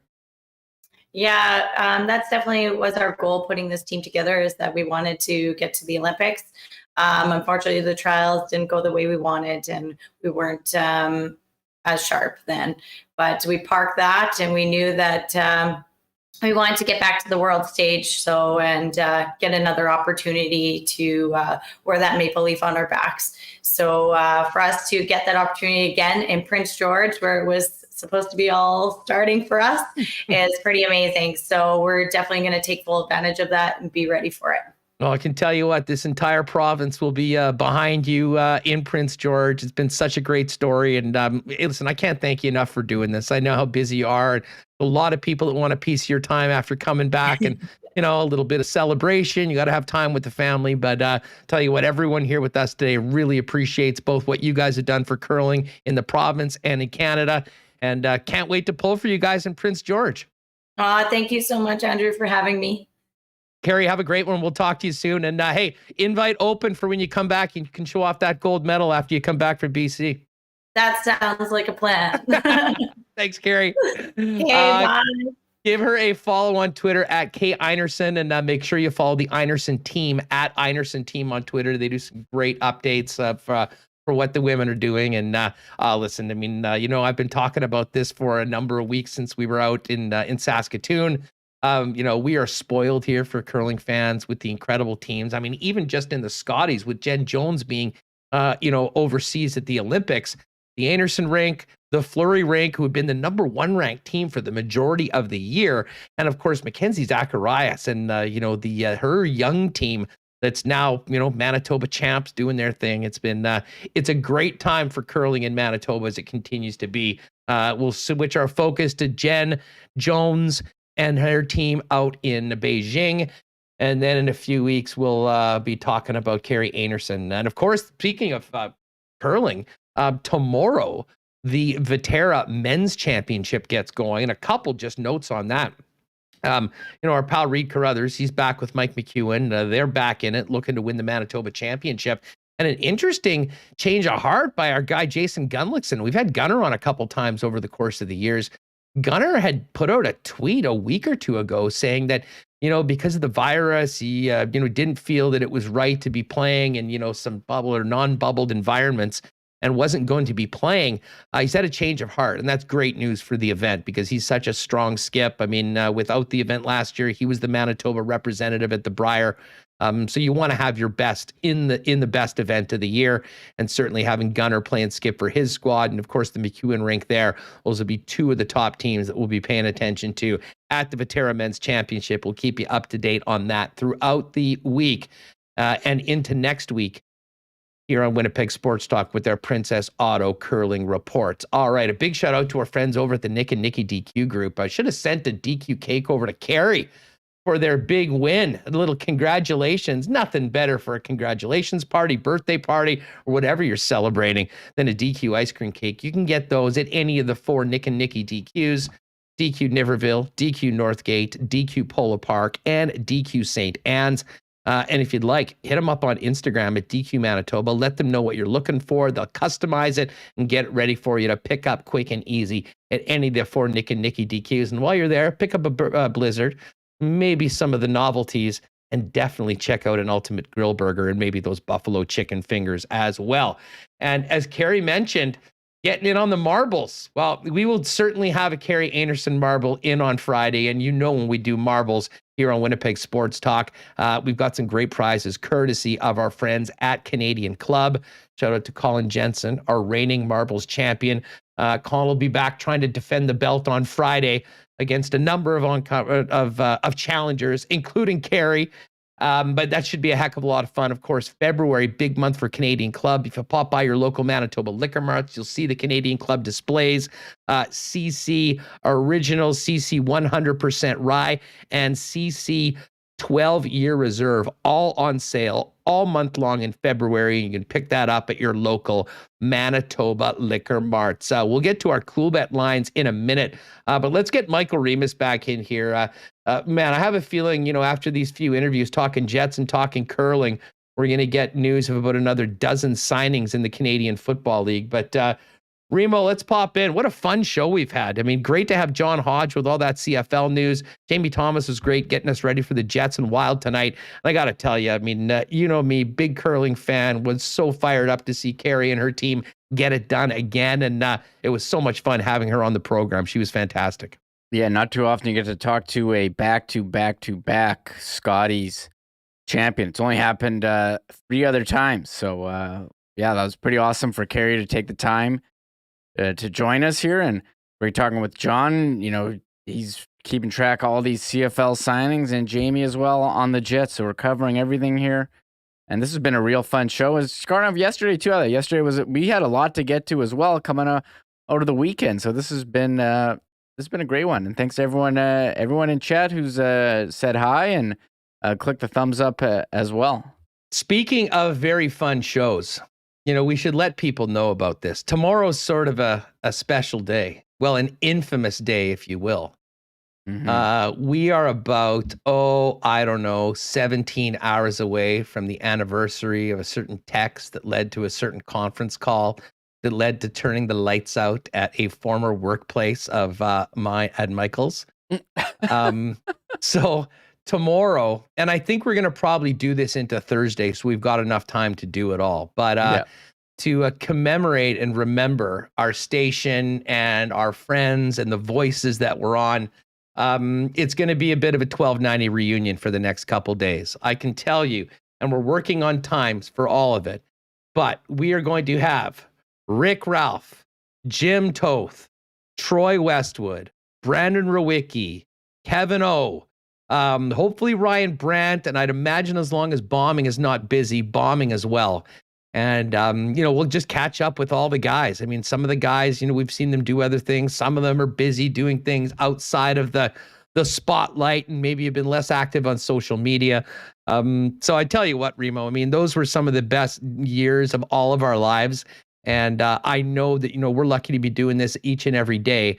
But there's a lot of people that will be, I think, really excited to hear from all of our pals from 1290. So a little bit of a reunion this week coming on February 9th of all days. We'll start it off tomorrow and I think take it through the 10th.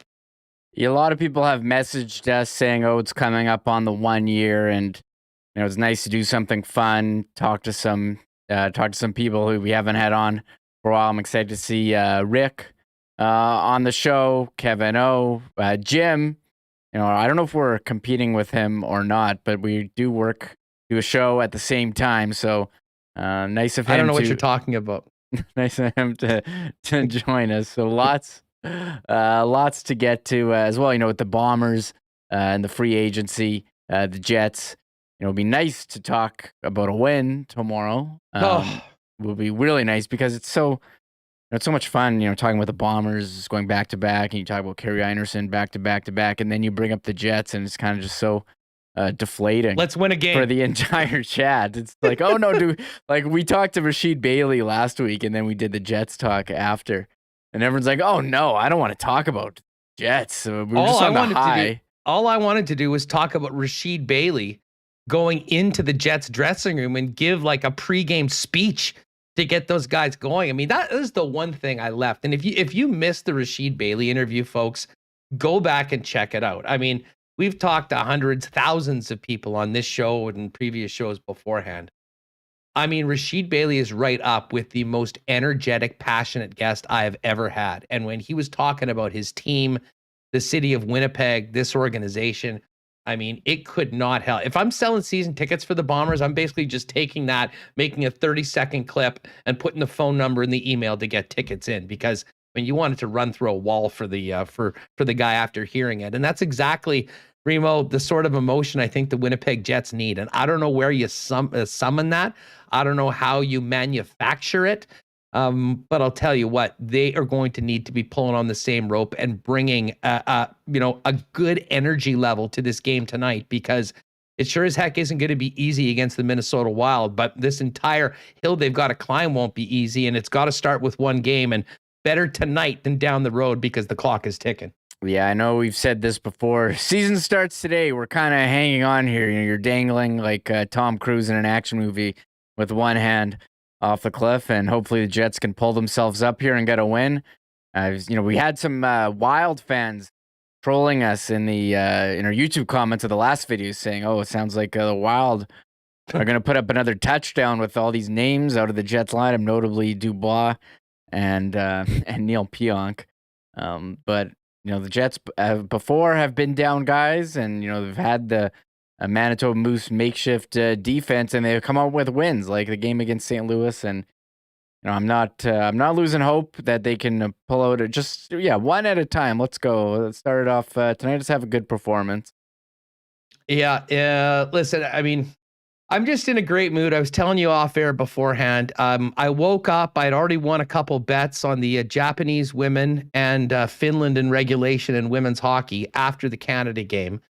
I went to Sal's for breakfast, which always puts me in a great mood. And the fact that I went outside wearing a sweatshirt, in fact, just going outside first and foremost was a victory because of how damn cold it's been lately. But it was just such a breath of fresh air. And I know the predicament for the team is ugly right now. But you know what? Let's not lose sight of the fact that what we've been through and the fact that we haven't been able to go to games and the games haven't been played and everything that's happened over the last couple of years. And, I still feel fortunate that we've got a team back here, that we have the opportunity to watch NHL hockey here in Winnipeg. And I'll be there tonight. Might see some of you there as well. I'm going to try and get to a few of these games with the half crowds right now, because as Remis, you said, I mean, you'll be there, get a little bit more room, maybe be a little bit more on the fans to generate some energy and emotion to help the team, because there wasn't a lot of that in the 250 person games, both on the ice or in the stands. And hopefully that'll seem a little bit different tonight, because I think all parties involved need it. Man, I feel like there's tickets available for a get-in price. Lowest tickets right now at that fansfirst.ca secondary ticket market. Free plug for them. $35 in row 2 in the upper deck if you want to go to the game. Wow. That sounds like a steal to me. If I didn't already have plans, I would pick those up. That is a steal. I think, guess there's still some people. I guess there's still some people that are, I don't know, freaked out about COVID or something like that, a part of it. I mean, I can tell you, if everyone that has, parents that are older, you're worried about their situation, they might not feel comfortable going to those games. And I guess the other thing is that people have been hesitant, like of all the times to go to a game, are you going to go to one now? Because there still has been opportunity. Like if you had season tickets like I do, you had 3 of the games, whatever, taken away. You got an update on your credit and you had the opportunity to maybe buy some tickets for other games. All that being said, I'm going tonight. I'm looking forward to it. I'll mask up. I'll do whatever. Last call is now past 10 o'clock. It'll be nice. Might be able to go and have a couple after the game somewhere downtown. That'll be great for those downtown businesses that have been sitting around doing nothing, as we have had no people in the building. And you know what? Just hopefully another step back, a little closer towards normalcy. But we'd all love to see a team that was on a big run in front of sold out crowds, packed to the rafters. Probably isn't happening anytime soon, but a win tonight and just having some asses in seats, Remo, on a day where we actually got above 0, I think will suffice for people in Winnipeg, considering what the last couple months have been like around here. Oh, yes. Even just going outside, I agree. I was pleasantly surprised when I went outside to take my son to daycare, and I was like, oh man, this is heavenly, honestly. I mean, it's been like minus 20, and below.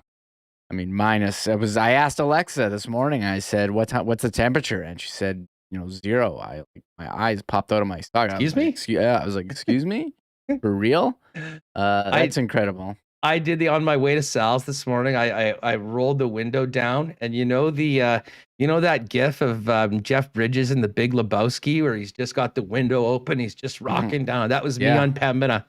Little bit of wind in the air, just enjoying what felt like about 20 degrees above, because it's been that much different from the way it's been. I guess it's going to get a little chilly again tomorrow, and then Thursday it's going to be nice again, and then we'll get back into some seasonal or a little below seasonal weather. But just as long as it's not, I mean, when you go 2 weeks without it ever cracking above like minus 23 or minus 24, there's nothing like a day like this and a little bit of weather to help the mental health temporarily. And I'll tell you what, for a lot of Jet fans, a win would also be like a day above 0. So we'll see whether the club can get that done tonight, although it is going to be tough, especially with the guys that are out of the lineup. Why don't we check the lines for Coolbet tonight, Reem? We do have the Boston Bruins at home to the Penguins, minus 132 for Boston. I did jump on them on the lock shop. The Habs, minus 105 against the Devils, who played last night against the Ottawa Senators.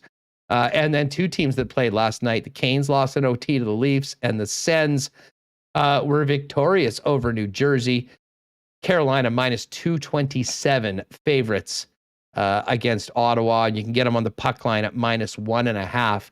The Jet line right now, Jets are plus 125 to win at home. Minnesota Wild minus 147. I'm taking the under 6.5 in this game. I mean, the Winnipeg Jets obviously don't have a ton of their offensive weapons. And hey, if they're going to win this game, they're going to need to play some tight defense, hopefully keep it a low-event game, help out Connor Hellebuck, manufacture a couple goals, and get it done without getting into a shootout. And certainly giving Kirill Kaprizov and his mates a whole bunch of options on Connor Hellebuck. They haven't had a lot of success keeping the Wild off the scoreboard so far this year. Hopefully they'll do it tonight. I got the under 6.5 in that game. Caps minus 244 favorites against the Blue Jackets. Vegas, a minus 118 road favorite in Edmonton, take on the Oilers' big Pacific Division game. And the Canucks, a minus 244 favorite against the Arizona Coyotes. Of course, if you're new to Coolbet, head to coolbet.com. Use the promo code WST on your first deposit, and they'll double it up to $200 for you over at coolbet.com. And if you missed it, just before we went live with Winnipeg Sports Talk, Dustin Nielsen and I went into the lock shop with another edition. We hit the NHL tonight, some NHL season futures, cup odds, the Waste Management Open, as well as a number of Olympic picks for some men's hockey, curling, and I even dropped a big air snowboarding pick in there as well. So get the lock shop wherever you get your podcasts, and you can also check it on Twitter. I boosted it, or at Nielsen TSN 1260. Give Dusty a follow. You bet on big air snowboarding? Where do I find that? Okay, so if you go to the site, you click on Beijing, underneath, on the side, go on Beijing, and then everything is there. So let's go down to snowboarding. Oh, snowboarding. Oh, And Big there's Air the men. Big Air men's winner. Seb Toots? And no, you know what? I think there's some real value on Marcus Cleveland at 450. I mean, Really? he's number 1 ranked in the world. I think that Morris McMorris and Max Perot, because of the amount of action coming in on Canada, has probably taken their number down a little bit and undervalued Cleveland. But he's the number 1 big air snowboarder in the world. He missed the gold medal in the slope style. That was Canada's day. I have a feeling it's going to be Norway's day, but I'd love to be wrong if it can be Mark McMorris or Max Perot getting back on top of the podium. But I do like Marcus Cleveland. And while we're talking about it, ice hockey men gets going this evening. I am very worried about this Canada-Germany game. Germany is plus 280.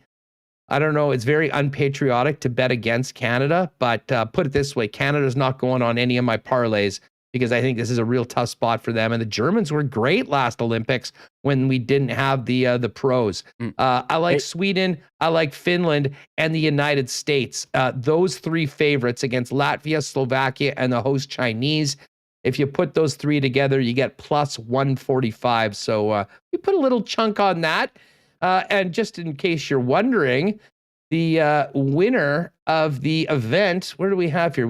There's all sorts of events. You can get tournament top goal scorer. Yeah, look. Vadim Chipachev, Vegas Golden Knight legend. Vadim Chipachev, the odds-on favorite at 7-1, and Mikhail Grigorenko at 9-1. Reem. Nikita Gusev 14-1. Number of the Russians up at the top of this list.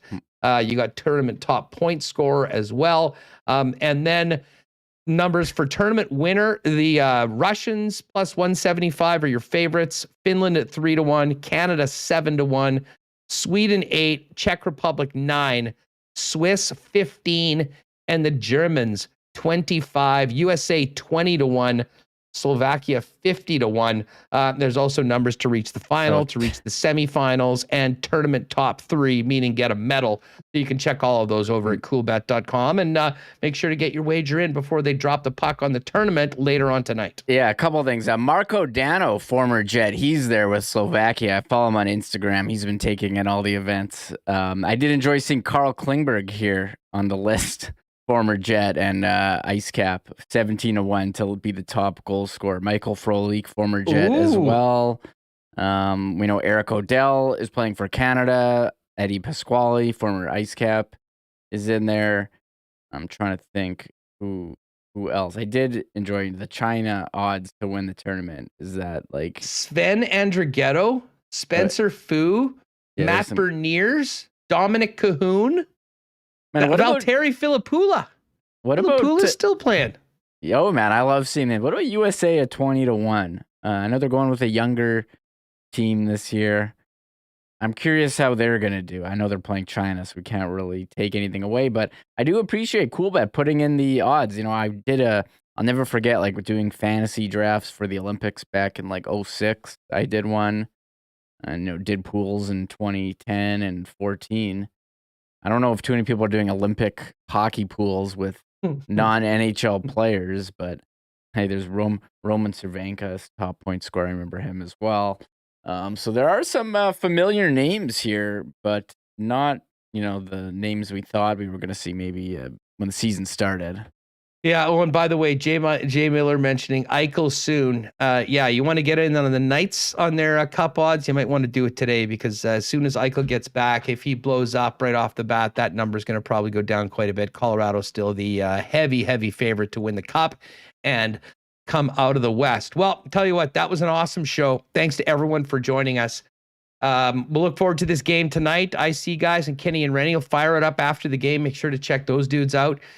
And tomorrow on the program, we will have Mike McIntyre join us. Marat will be on Thursday. Ken will be on Friday, sort of our regular Jets guests. And then the next couple days, a bit of a 1290 reunion, having a whole bunch of the boys back, whether it's tomorrow or Thursday. We're looking forward to talking to KO, Rick, Jim, Troy, Brandon. Hopefully Ryan Brandt bombing, maybe Munns as well over the course of this week. Munns will have lots to talk to us about the ice. So we'll get the old boys back together. It should be a lot of fun. I'm really looking forward to it. But first and foremost, looking forward to this game tonight. Going to be great to get back into the rink. It'll be great to be talking about it with you tomorrow on Winnipeg Sports Talk Daily. A huge thank to the champ, Kerri Einarson for joining us today. To John Hodge for the great CFL Free Agency segment. Check out 3 Down Nation for all the latest. They've got a great tracker going on right now. And of course, Jamie Thomas from Jets Radio 680 CJOB for popping by the program as well. And this show doesn't happen if we don't have the great support that we do from our awesome family of sponsors, including Coolbet Canada, Canadian Club Whiskey, the Nick and Nicky DQ Group, Princess Auto, Boston Pizza, Little Brown Jug, Not Auto Corp, Royal Sports, Manitoba Battery, Culligan Water, Vita Health, and F Apparel. Remo, great stuff today, man. And these next few days should be a heck of a lot of fun. Yeah, you know what would make it better? A Jets win tonight. I don't want to be coming here tomorrow all depressed, being like, what's going on with this team? We need more from, like, how much time can we talk about how their playoff hopes are dwindling away?